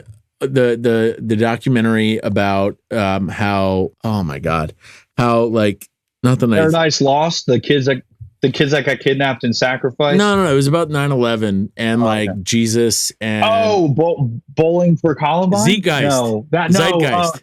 Zeitgeist. Yeah, dude, Zeitgeist. I remember watching that in like 2011 or like 2010. It was a year after we had just gotten out of high school. Yes, dude. Were you 09? Were you 2009? Yes. Yeah, me too. Cool. Yeah, dude. Yeah. I remember watching that in my buddy's like third floor apartment, like his mom sitting on the couch next to us, and us huddled around his computer in like while she's watching Jeopardy. We're watching this fucking mind blowing shit for a fucking 19-year-old, 20-year-old, and I'm like, oh, cool. So, like, our government's involved with Satan, and they did 9/11, and then like that whole part of my life was like sequestered for like a decade until I got to the point where I was like, 9/11 memes are funny, and then I was like, oh shit, I remember this. Like, yeah, man. I mean, well, so don't they talk about how it was like a symbolic sacrifice? It was there was a lot of weird stuff. It's like, you know, we were talking about sliver of truth earlier. And like, I think 100%. I don't necessarily believe that 100%, obviously, like, but there is a sliver of truth to every conspiracy theory. And I think it's the sliver is scary enough, bro. The sliver is scary as fuck. You know, and like, you know, I keep thinking that Matthew, our homie who edits these podcasts, is going to be getting to this point where he's just going to be like, where does he want me to end it? What does he want me to end it now? Well, no, hold on. So real quick. Well, I wanted to bounce around because like we were supposed to go to my lore or like things that people ask you about. I love like Jay. I'm saying like I love this fucking episode because like there is Andrew is like furiously texting me in the background right now talking about how like he went to Costco. By the way, so I was talking shit about Andrew in the beginning of this episode about like who goes to Costco an hour before a podcast. He went at 6:30. He went like 3 hours before this podcast was supposed to start.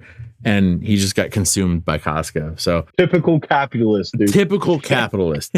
Listen, Andrew's a landlord. We all know this about him. He's evil, but he's a corporate landlord, so he's okay.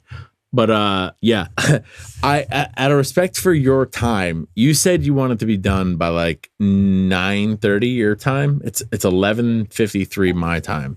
I'm good for like 15 more minutes or so. You were like, I'll give you a 10-minute warning. And you haven't done that yet. So I was like, all right, well, I don't know if he's just not paying attention or what, but no, I'm just having a good time, dude. I'm just having a good time. All right. We got to talk about this again because I feel like this is relevant. Yeah, let's go back to the cult. Yeah. There is I feel like we vibe. All right. Like I'm gonna use a technical term 100%, now. Yeah. And like so I've got conversations with a buddy of mine from work that like really affect me on like a I don't know, quarterly basis. I bring the shit up in my head where like he's super religious. He's a like conservative Christian guy. And we talk about religion a lot, but he's respectful and we disagree on a lot of fucking shit. We disagree on a lot of stuff and we still because we are forced to spend time with each other through work, we still have these conversations that like, and granted, like if you work in an office job, don't have these conversations with your cubicle neighbor, because I can't guarantee it's going to go well. Like, like we have a job that's very open to these kind of things, but like we were talking about nuance before, and this is a dude who I disagree with on a lot of things, but at the end of the day, I know that he would save my life in a heartbeat. Yes, dude. I don't want to cut you off. This is so important, man. This is what I was saying earlier. Yeah. Like, not everybody who disagrees with. So there's core principles. If you're like, hey, I'm a Nazi, you're like, oh, I can't be your friend. Correct. But if somebody is a conservative Christian and somebody is an atheist Maoist, they can still be fucking friends, dude. That's my thing with the fanaticism now. Like, people are instantly like, because I know good people, I don't give a fuck what your listeners are going to be pissed or whatever. I know good people who voted for Trump this second time around. So do I. Yeah, that's what I'm saying. Now, did they make a mistake? Sure, I make mistakes every fucking day, though. Yeah. So who the fuck am I? Everyone has a different life experience. Did they make a mistake? I cannot hammer on that enough. Yes, but are they a piece of shit fascist who deserves the fucking wall? No. Not necessarily. Maybe some. No, some of them, sure. But not necessarily. But I feel like that about every group of people. There's people that deserve the wall in any political faction, any club, any, gang, whatever, dude. So being a piece of shit is not simplified identified with, the uniparty of shitheads is worldwide, man. And like, I have people that I disagree with fundamentally on a lot of things. Dude, one of my really good friends, she is a blonde-haired, blue-eyed woman from Alabama. She lives in Jacksonville. She's a really good tattooer. She's an atheist, or was a diehard atheist. And we used to argue a little bit religious-wise. But then, she got interested randomly in Islam. And now she wears a hijab to work while she tattoos. She stops tattoos to pray out back.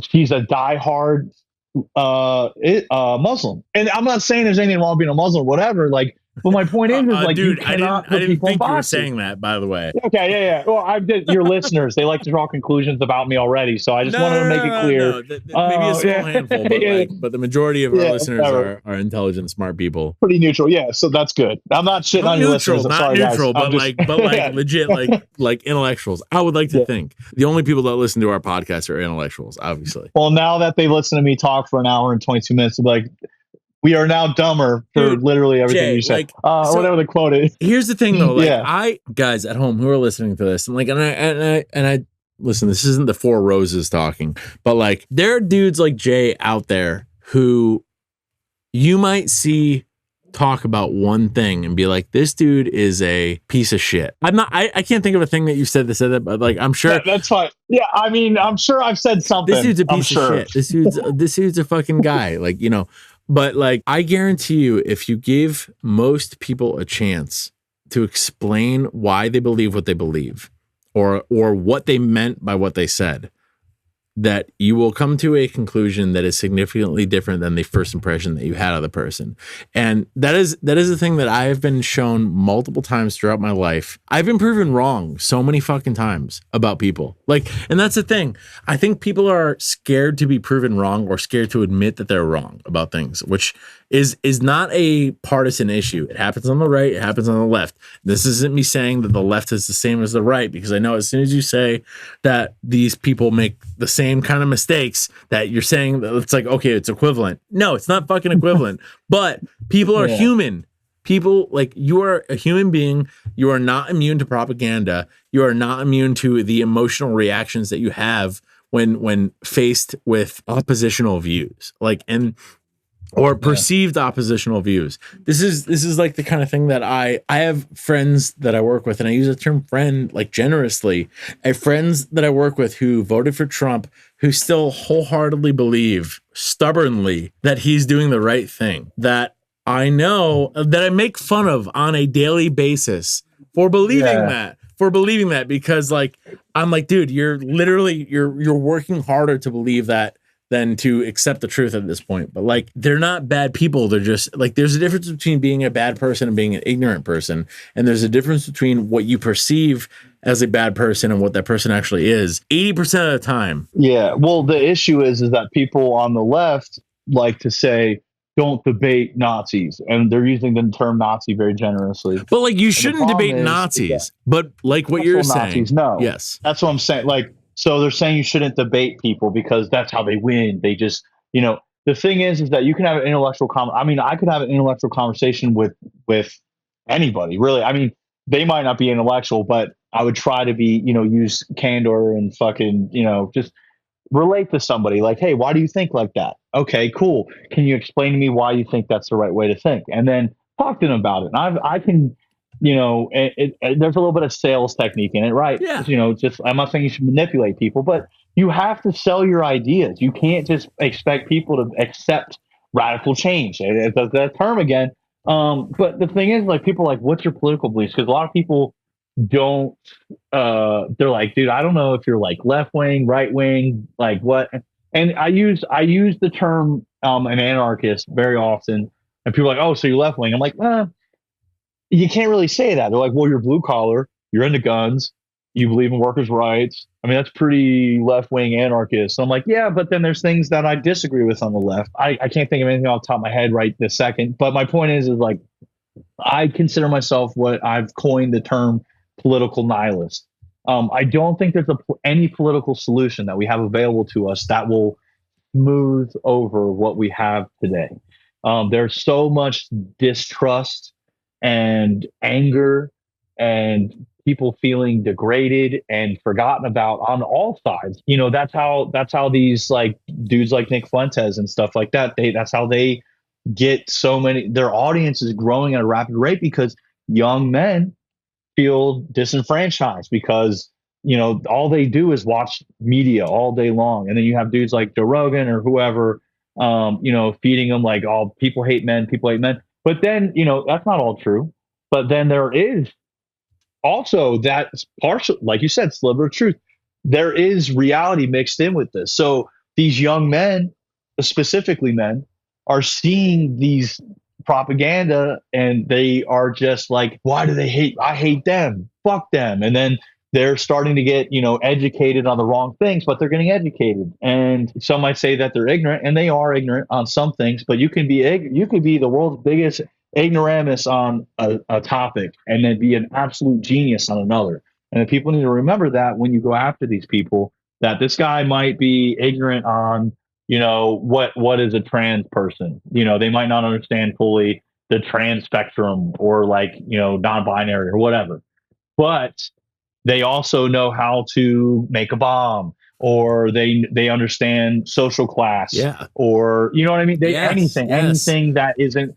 So people need to remember that when you discount these people as just big dumb idiots. I mean, some of them are just evil, and it's not limited to the right. And I'm not, like you said, I'm not saying it's the same right or left, but some people are just vile people, and you need to remember, like, you can't really trust the majority of people you come across. And when people look at me and they're like, oh, well, I assume the worst, but you're actually pretty cool, that's fine. The thing is, people will show you. I'm sorry, I said that term a million times in this podcast. I'm not going to make you gotcha. The thing is, I forgot the term for that, but anyway, I don't even know the term. It's your vernacular. It's like common use phrases that people use to fill empty space. I can't remember. Whatever. This is like totally doesn't matter. I'm sorry, dude. The thing is that I think people discount each other at an alarming rate, and you don't always need to be a fanatic. That is like my key takeaway that I want people to. I said this on Popular Front too, is not everything is extreme. Some old lady who voted for Trump because she's just a fucking old white lady that doesn't know any better didn't do it because she hates you. She just is a fucking, not everybody cares. That apathy can be evil, sure. Yeah. And it discounts people as humans, but it doesn't always have to be that deep.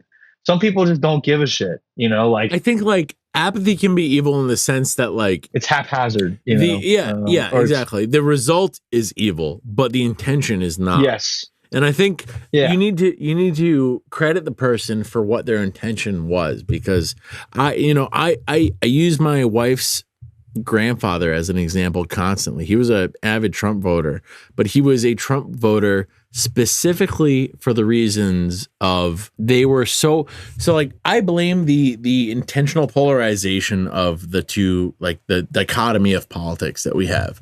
We don't have like a middle ground, a viable middle ground at this point. So he would vote for Trump. Besides the Epstein files. Yeah. Yes. Yeah, that's a middle ground. Oh, don't talk about that. We're going to get, I'm not suicidal. I'm not feeling suicidal. Yeah, Listen, me neither. all right, we're not like that. We're not the Joe Rogan podcast. We're not going to be approached by the CIA or anything like that. But like I think of him, his sole purpose for voting for Trump was the fact that the inheritance tax was not a thing under Trump. He wanted to provide as much as possible for his family when he died. If he voted for Kamala, it was a significantly different outcome than if you voted for Trump. And I think it's really hard to argue with a person who prioritizes their family over somebody they've never met before, over a hypothetical of a person they've never met before, because to that person, it's a hypothetical. They've never met that person. Yeah. So it's you're trying to convince them to believe something that they have no personal experience, equity towards. We live in this day and age where people they'll post their text between their parents and them on Twitter for likes. And it's just, I don't understand that, I'm sorry to cut you off. It's a good point that you're making. Cause I had, when I had my Instagram, I had a Threads, and Threads, I thought Twitter was fucking not grass touching, but Threads is even fucking crazier. And this girl posted a text that I would get from my father, and it was something like, hey, I love you and I'm praying for you. Please don't argue with my brother on the internet about politics. He just believes what he believes. And I know you're upset, but you shouldn't do that, or something like that. It was relatively respectful, especially for what she was trying to make it into. But then all the comments were like, yo, tell your dad to fucking kill himself, and all this shit. And I'm just like, damn, what do you what do you get out of this? I don't know, man. We live in such a strange day and age. The technological advancements have made us, apathy is at an all-time high. And I can't say too, I'm pretty apathetic about a lot of shit. I go through life, my day-to-day, my personal problems are way more important to me than planetary problems. It's just because I have no room. Oh, you mean you're a normal person who cares about how their life is affected on the daily basis, and how things are hypothetically going to be affected 20 years from now? Yeah, exactly. So I'm not saying that's we could get not bombed the tomorrow. Truth. I'm just it's But I could die of a heart attack today. And what am I going to do? What are you going to do? So I just don't want to spend so much of my life and my time and takes up so much space in my brain by worrying about what some old freak in a fucking place I'll never go, arguing with some other old freaks, pass a law that's not going to get passed, and there's a filibuster and it's up in the fucking air for God knows how long. And I'm not saying you shouldn't care when laws get passed and all that. My point is how much fucking energy do you spend dealing with these people and then arguing on their behalf? You're literally these people that you're whoa, fucking Kamala Harris would have had my back. Dude, she doesn't give a fuck about you. Neither does Trump. None of these people know you exist, and they don't care. And they don't care that you exist. You are a voter. You are a commodity. And I'm not even assuming that the votes actually count, but you're going to pay taxes when that dude's president, when that woman's president. So how different is your life going to be? Exactly. So everything is minor movements. Now they're minor movements to the bad now, but the pendulum swings, and people don't realize that you can't control everything. That's just life. I talked to you about this a little bit before the show started, and I'm not trying to bum everybody out, but I just had a really good friend of mine die on Sunday, and I had talked to him a few days before. And you can't control reality, no matter how much you want, no matter how much I want him to be alive, no matter how much I want him to live, and no matter how much I didn't want him to make mistakes that he made, he's still dead. So all the planning, all the best laid plans, right? You could make all the best laid plans. You can provide for your family, or you can spend your last days, unknowingly your last days, arguing with morons on the internet about people that will never even know that you exist, and then you die. And do you really want that? And I just, like, I argue with people too. Sure, we all do. I'm not trying to be a hypocrite, but I'm trying to be aware that there's so much more to life than being angry at politicians. Like, and like people are like, well, some people don't have that chance. Yeah, exactly. That's what I'm saying. People don't have that chance. They're locked up in ICE or whatever. I get it. I do. I disagree with what's going on with that entire situation. I've been very vocal about it. I think you've seen some of those stories that you've responded to, I believe. I'm sure. It doesn't matter. The thing is, I can't do anything. I can have my stance. I can have my belief. I'm not going to run down to Texas like those other fucking dudes and open fire on a detention center. I'm not going to do that. And most of you aren't either. And the thing is, it's like, even if you did that, it probably won't change anything. And I'm not trying to be a naysayer or, again, a nihilist, but what are you really going to do? You know, people are like, well, it's policy. Okay, you can vote for policy, but are our votes counting? I don't know. I think local government, sure, maybe. Presidentially, probably not. And the thing is like, it doesn't matter if it's Trump or Kamala or Obama or Biden. They're all fucking throwing kids in cages. Now it's just more politicized because it's on television all the time. Do you guys remember when what was the AOC went to an empty parking lot and cried outside the gate? Like, I'm not trying to shit on AOC, but like, no, you can shit on AOC. You know? She just voted to continue funding to Israel. So like, I've been watching people, like the egg has cracked. Oh, she's just like literally everybody else, bro. You know, like oh my god, she's she's a mainstream politician, like most of the fucking people on there.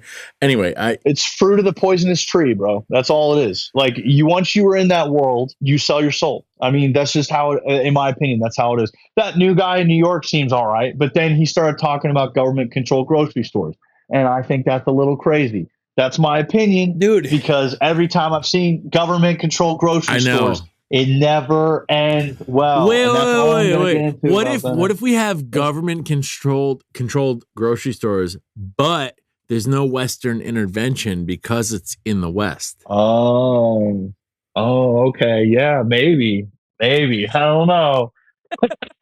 Dude, the thing is, like, dude, Mamdani is like one of the best possible candidates, I think, right now for New York, because I think even if he is a socialist, I think, you know, it's like one of those things, like, you're not going to get full-blown socialism by electing a socialist. You can't. Checks and balances. No, it's not going to happen. It's not going to happen. Yeah. But what you're going to get, hopefully, and like, this is my idealistic attitude towards this, is like, you're going to get to flesh out the good parts within the limits of the system that allows it. You know, like, you're not going to get like American doctrine.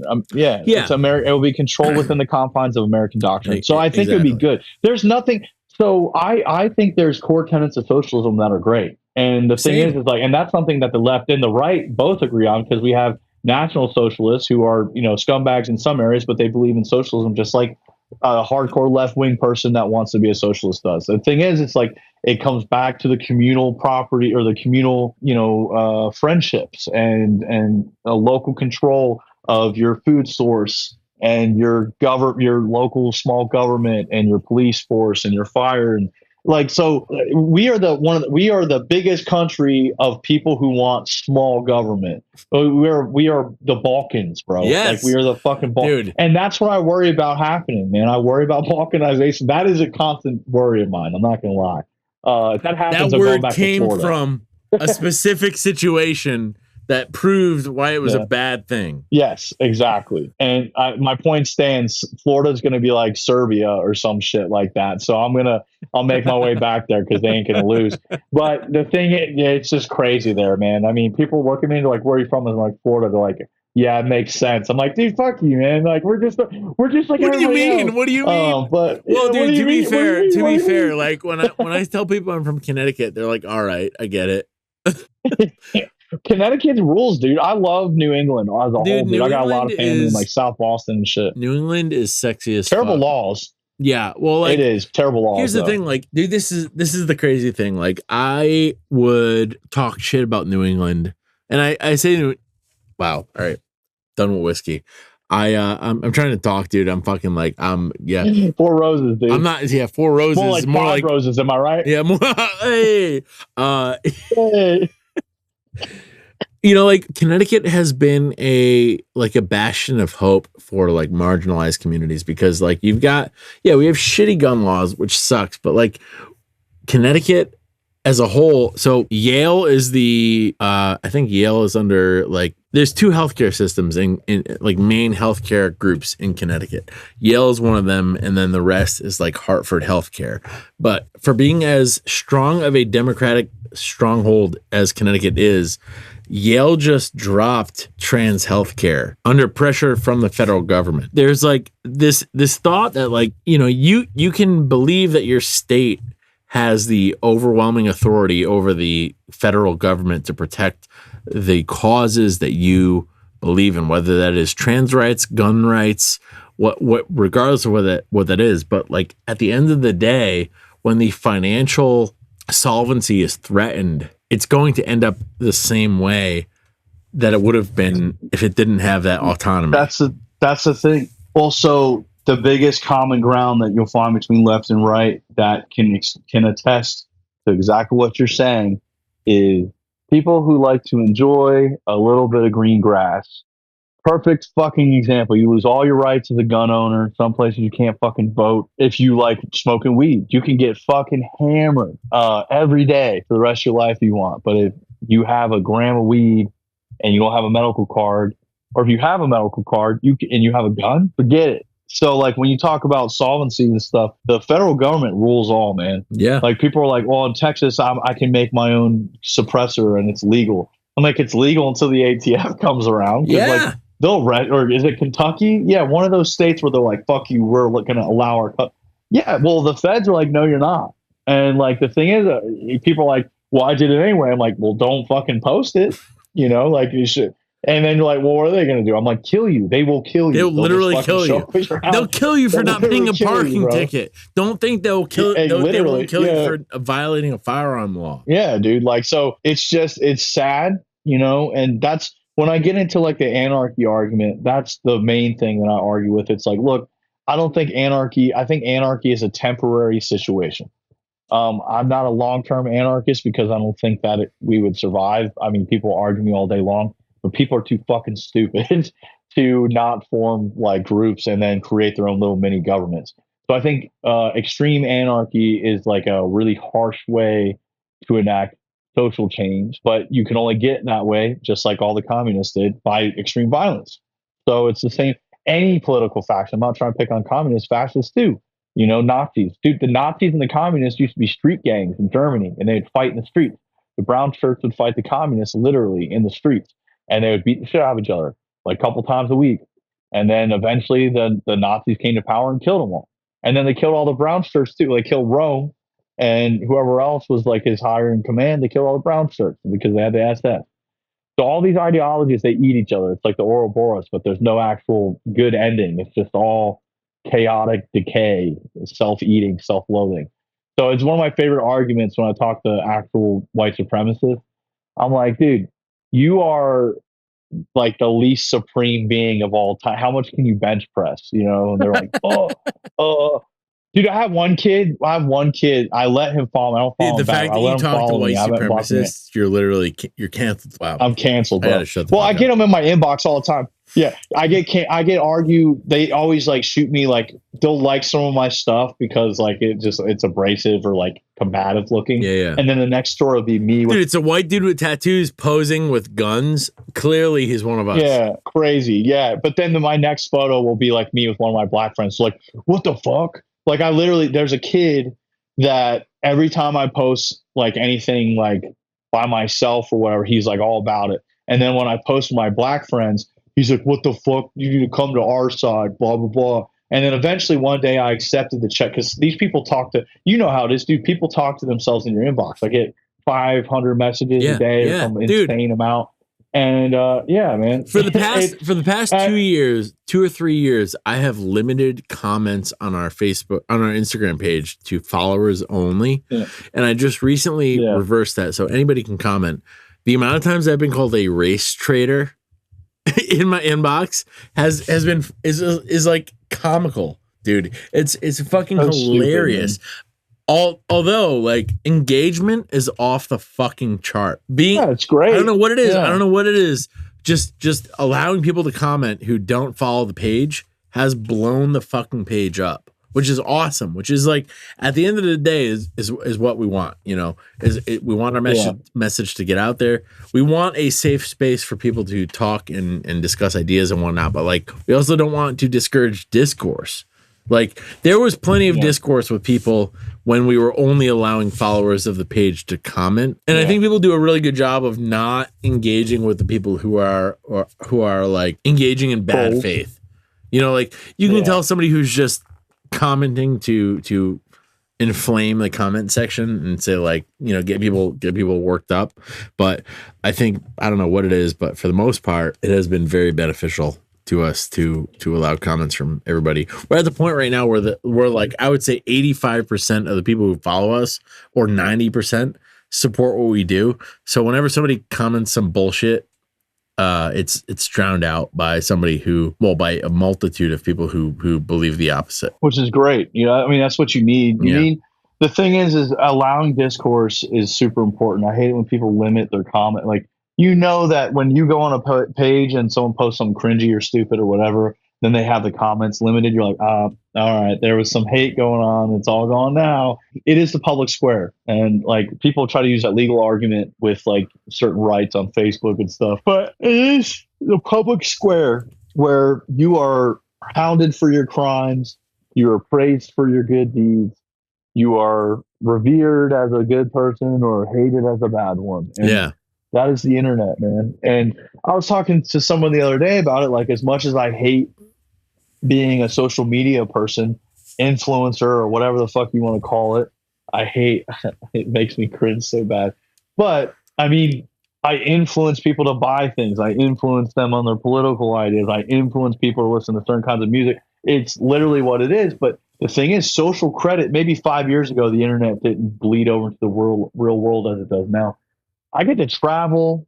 I get to go places. I get in the shows. I get free stuff. Like, social credit is actually very beneficial for people. Yeah. Like, until you actually understand it. But it's also dangerous because you might have enemies you don't even know about. Like, I definitely have some enemies I don't even know about. Like, there's people like, I was talking to one of my friends who lives in a very random state, and they were like, oh yeah, this dude just doesn't like you. I was like, why? She's like, well, the way that you conduct yourself on your social media. I was like what? Like, what did I fucking do? You know what I mean? But like, it doesn't matter what I did, because people like that will hate you if you do everything right, and they'll hate you if you do everything wrong. So it doesn't fucking matter, man. I'll leave your listeners with this. Like, if you are concerned that much about something you think I believe in, or somebody that I follow, or you don't like my attitude on something, we can talk about it. If you're open to dialogue or discourse, I don't really care. Shoot me a message when I have social media again, because I will at some point.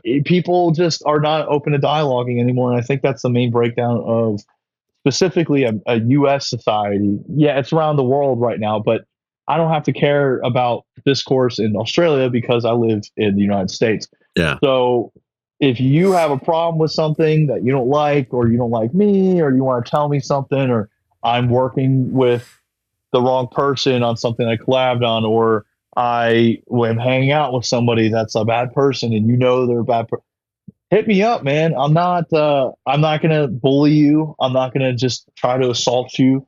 I mean, be nice about it, please. But like, be respectful. You know, if you're respectful to me, I'll be respectful to you. That's the biggest thing. But realistically, I'm a relatively normal guy. I have a lot of agreements with this guy. I'm an open book usually about a lot of my beliefs.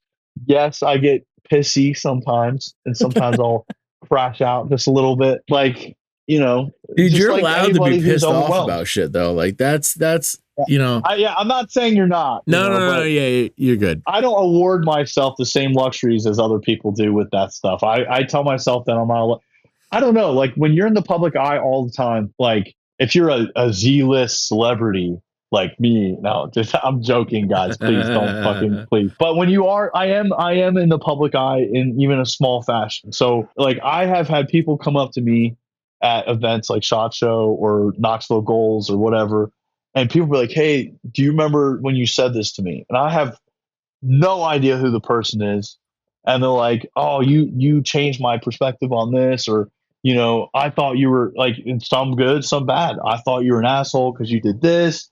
And I'm like, I didn't even know this person existed. So you don't know who you're affecting or who you're upsetting. And that's kind of scary, honestly, if you think about it. Like, is, dude. When you have social media, you open yourself up to the world. And it's a biblical scripture, but a man of many friends comes to a fall. And just remember that everybody needs to remember that you can't just trust people because you like their vibe. And I'm not saying that specifically to you because you were talking earlier that you like my vibe, I like yours too.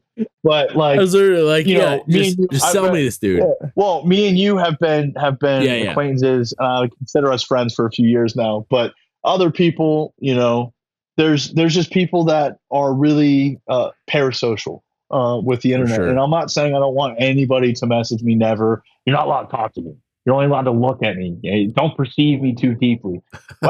My point is like, just remember that just like not just me, but all of us on the internet, we're just normal human beings for the most part. Yeah, there's famous rappers and shit like that, but you're not talking to them. Please don't earnestly comment under a beautiful rapper's name and be like, I'm thinking of you. Beyonce's not going to respond, dude. I'm telling you now. Or Doja Cat or whoever, dude. So I cannot believe. Side note: was it Doja Cat that was wearing a Sam Hyde shirt? No, I don't know. Was it, dude?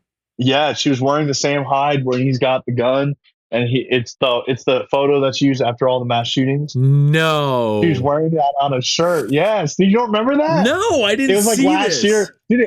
It broke the internet. I wanted to make a shirt of her wearing that shirt. It would be really funny. That would be funny. That would be like a niche thing, but that would be very funny. I just don't think I want to put his face on anything that I'm printing. I can't tell whether Sam Hyde is a good person or a bad person. I think he's funny, but I think he's probably has the potential to be a scumbag. And I'm friends now. Some of you guys who I'm friends with work with him and is on his show. I'm not talking shit about your buddy. I'm just saying I don't know him from Adam, so I can't really make an assumption. So like I'm friends with some people that were involved with Fish Tank and stuff like that, and they're great people, but they are also very comedically offensive, and just like Sam Hyde. And I don't watch a lot of that guy's stuff, but I will say the few times I have, I did laugh pretty hard. So you got to take some, you got to lose some. Listen, like I've seen things he said that have been funny as fuck, and then I've heard things that he's said. I've heard things he said where I've been like, wow, I really understand why people don't like him. But so like I don't know where it lands. Like is he a shitty person who makes the occasionally funny joke, or is he a funny person who makes jokes that don't land with everyone? I think it's a bit of both. Yeah. I think Tali, actually, ask her, because I think she's the one who sent me like a big thing about him, but I'm not going to get into that. Like, I don't want to like do that on this right now. So, fair. But anyway, do you have any questions that you would like to ask me that we didn't touch on? No, I appreciate you you went literally twice as long as you said you wanted to go, and I appreciate that. I always do. Hey. I'm a big yapper, dude. Just yeah. Main thing is, if you had a piece of advice for people that you thought that they could benefit from, whether it's gun related. I know the only time we talked about guns in this episode was in the beginning. But here's the thing about guns, dude. Guns are sick, but they're just another tool. It's about the community behind the guns. And that's the biggest thing that's not the takeaway advice, but that's a big thing. When you said it earlier, I meant to say that, like, well, people would be mad they're listening to gun podcasts. We don't really talk about guns. Guns are literally just a part of our kit. It's not just about guns. I know. I think you should be very prevalent with guns. Yeah, and I know you do, but a lot of guys, their whole personality is just guns. And people that don't know me think the same thing, and that's fine. You can think whatever the fuck you want. But when you talk to me, like for example, when I where I work now, it's a firearm manufacturer, And I used to have this guy that worked under me because I'm a floor manager for many years now. And I've had a lot of strange employees. And one guy used to come in my office every morning we start work at like 5:30. So he come in at like 5:30 and I'm sitting at my desk and I'm like, what's up, man? Like, I'm not ready for whatever. And he just goes, yo, you see the new JPC? You see the new Cry Pants? Or what? And I'm just like, no. Like, I'm just like, dude, I don't like, look, I like tactical gear. I like shooting. I like training. Don't get me wrong. But for me, it's just like eating food or working out or taking a walk or playing a video game. It's just something that I do. So Yeah. my main, like, to touch on the gun thing, like when people are upset that you're not focusing on guns too much, that's fine and dandy, but just having guns doesn't save your life. You know, maybe the guy breaks in, you shoot him, your life is saved. Whoa, ha, yeah, cool. But guns are just a tool in your toolkit that you have to succeed in whatever endeavor. And in a lot of these cases, it's like political revolution or whatever. I'm not saying to use guns in a political anything. But my point is like it's just another item to have. Your biggest weapon is in your fucking skull, you know. So Yeah. I'm sorry to cut you off. I just wanted to make that point because we talked about guns. So, well, we didn't talk about guns. The biggest thing I would say take away, and I've said this like a billion jillion times on this podcast, and I said it on Popular Front, is that anybody who claims to be a revolutionary or, you know, first off, stop saying that shit.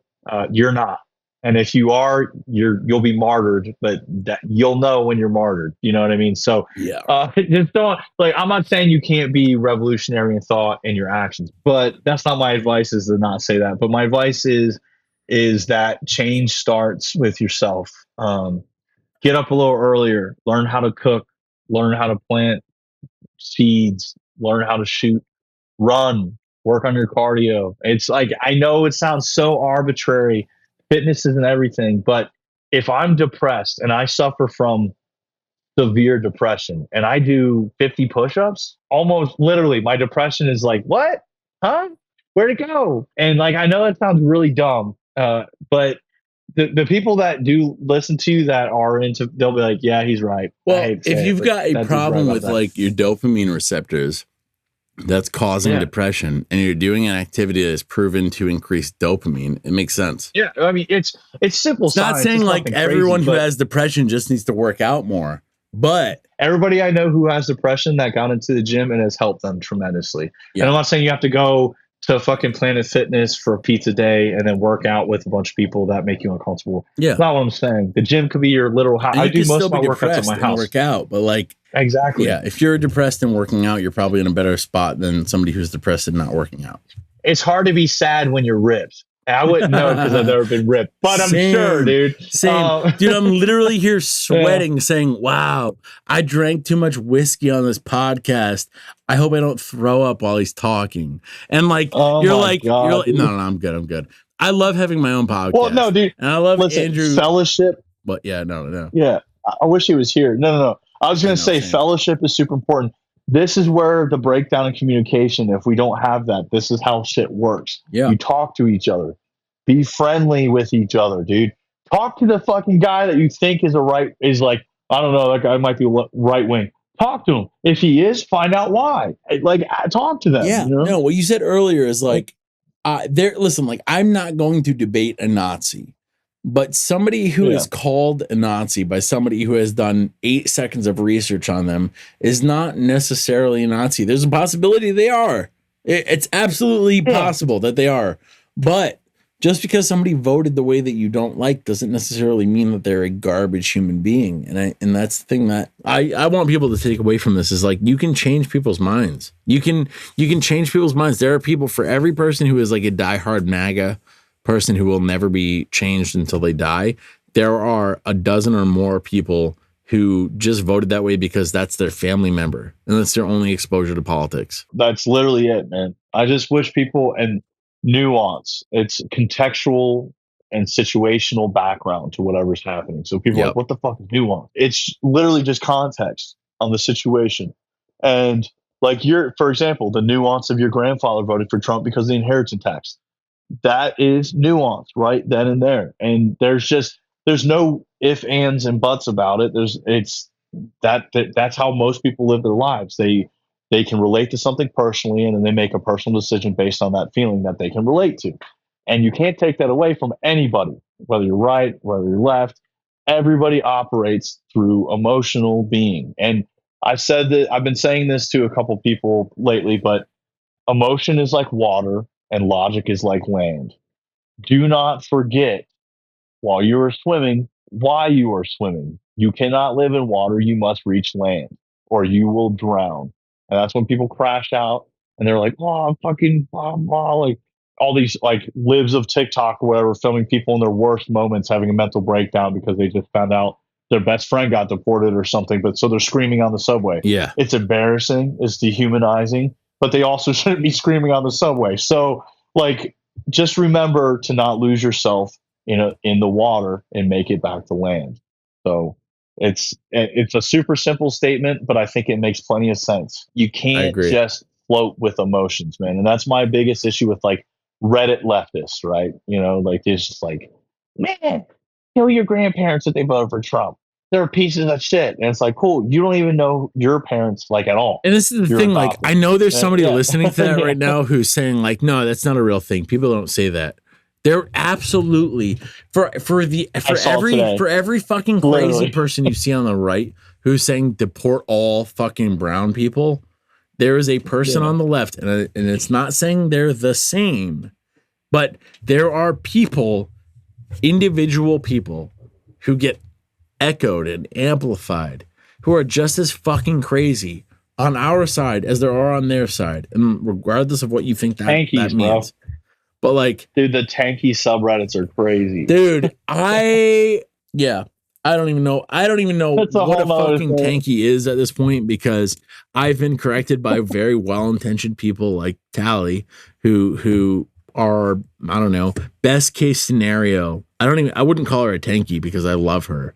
And I'm worried that the insinuation would be bad, but like, I'm using it as a pejorative term. I'm not using like, so I would consider her a communist. I will say the people who out themselves, who like openly say they are tankies, I've never met a person that I would want to share space with. Oh, yeah, especially in real life, which you rarely That's meet what them. I mean. You can smell them before you see them, dude. So, I mean, they're just weird. Tally, like, I'm sorry, dude, if you think this is like... We're not talking about you. We're definitely not talking about you. We both like you a lot. Yes, don't worry. Yes. Yeah. And I think the majority of people who are communists are like her. I just don't know what the fuck, like where these people come from who have never talked to a person in their whole life, who are like, I'm going to say my whole political belief system on the internet. The thing is no matter if you say all the right buzzwords for one group, the other group will hate you. And it's the vice versa for the other side. So that's like politics is a death cult, dude. Like, it's the, like, I don't know. I like to say that I'm apolitical, and I understand people are like, you can't be apolitical because you're going to let people die. People will die. These are the points that people don't like, but people die every day. I'm not trying to enable people dying, and I'm not saying it's not a tragedy. But was it Stalin that says death of one is a tragedy, death of a million is just statistics? Is that Stalin, I believe? And that's literally fucking true. If I know you and I have empathy for you and you die, like my friend who just passed away, it's devastating. But if I hear about somebody in Hong Kong dying and I don't know them, so morals and everything is so subjective person to person that we really can't put people in a box. I'm really slating back to the beginning of our conversation, but people put people in a box because it simplifies and makes everything feel safe. Because you're like, hey, it's all labeled. I know what's what. I'm not going to touch this because this is poison. This will give me gas. This will give me heartburn. Everything is labeled. It's like a medicine cabinet. You know what I mean? So the problem is that people are complex as fuck. Some of them are very simple, but some of them are not. People forget the plot, man. That's just, they forget the whole point of everything is to live shared experiences and treat each other with respect. It's very small. It's very simple, but that's what it is, So I don't know. I just want people to learn to not be a fanatic about fucking everything. Everyone's a goddamn extremist, man. Dude, listen, there are like some extremists that I relate to more than others, but like there's 100%. Me too. I'm the same way. But I agree with you that like people, and I think this is a good place to leave it, because I feel like I feel like this whole podcast has been us just having a good conversation with each other. And there's like, granted, people are going to benefit from it, because I would like to think that people who listen to our podcast, like the guests that we have on, and like to appreciate the things that we talk about. But like, we can definitely just get drunk and talk about this shit all day. And I think that's a great takeaway, is just don't be a fanatic. And it's not the same as being passionate about an issue, because you can be passionate about something, but being passionate about something does not close you off to alternative points of view. And if it does, if you hear something from somebody who you disagree with and immediately get this emotional, visceral reaction to it, then it's probably time to take a step back and realize that you're probably not looking at this objectively anymore. I would like to, hope that this conversation serves as proof that, I don't know, like you said, I'm sure we disagree on something. We're fucking human, Yeah. One last thing that I'll say to your listeners is good advice that somebody told me one day, and it changed my perspective. Try to find things you agree on with other people, then focus on the things that you don't. Just give it a shot.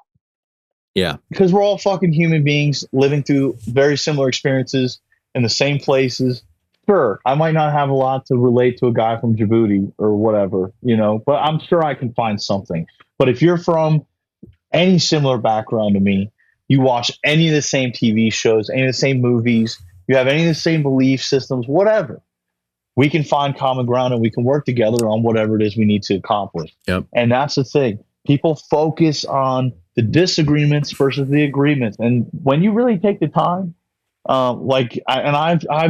need to do this more myself, but when I've taken the time, sometimes I find that I agree with way more than I disagree with these people. And I can take that version of them over the other version any day, because why do I want to exist in negative space? Yes. I don't. I've had enough of that my whole fucking life. My life has been, we can talk about my life some other time, but I'm just going to say it's insane. Yeah, dude. If you front load your impression of somebody with the shit that you disagree with them on, you're front loading with negativity. And it's not to say that there isn't a reason to do that, but if your initial impression of somebody is positive, you're going to have to work a lot harder to dislike that person than if your initial impression of them is negative. And I'm not saying that the person doesn't deserve to be disliked, but it's going to be much harder for you, and it's going to force you to go through the cognitive checks and balances that you're supposed to go through as a human being to do that, instead of just doing it because it's a reflex, because that's what you were told that you're supposed to do. Yeah. Yo, we gotta leave. We gotta go, dude. We gotta go. Yeah, dude. I could talk to you all bro. night. You're fucking. I gotta call my producer too. No, you're fucking good, dude. I appreciate you so much, Jay. Yeah. I was planning on ending it there, but we just keep talking about shit. Listen, I tried ending it like 6 times, and you just kept talking. So like, I don't know. Well, I love talking to you. You're a lot of fun. I wish we could hang out in real life at the bar. I know. Or just come over and we barbecue at your house or something. Hell yeah. But yeah, dude, Master Grillers, dude. Yes. Thank you so much for coming on, man. You are so welcome, man. I appreciate it. This was a fucking awesome episode.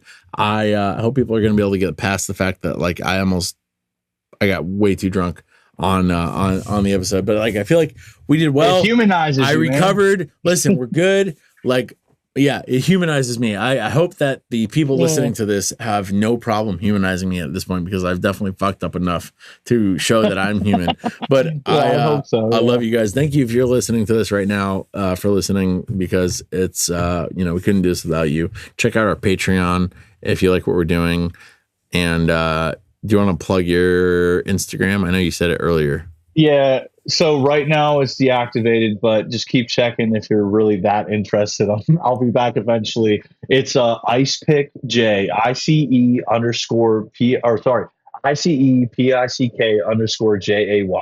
And then I have a clothing brand. My clothing page is still up. It's called Club Evil, Evil. And we sell our biggest seller here. I'm just going to plug this shamelessly right now. Do it. Our top seller is this t-shirt. Oh, no. I'm sure some people will be upset about the unhoused or something on here, but I think it's a funny shirt. I've been in plenty of fights with tweakers, so it's appropriate for me. It's my lived experience. Yes. So yes. I just thought it'd be funny.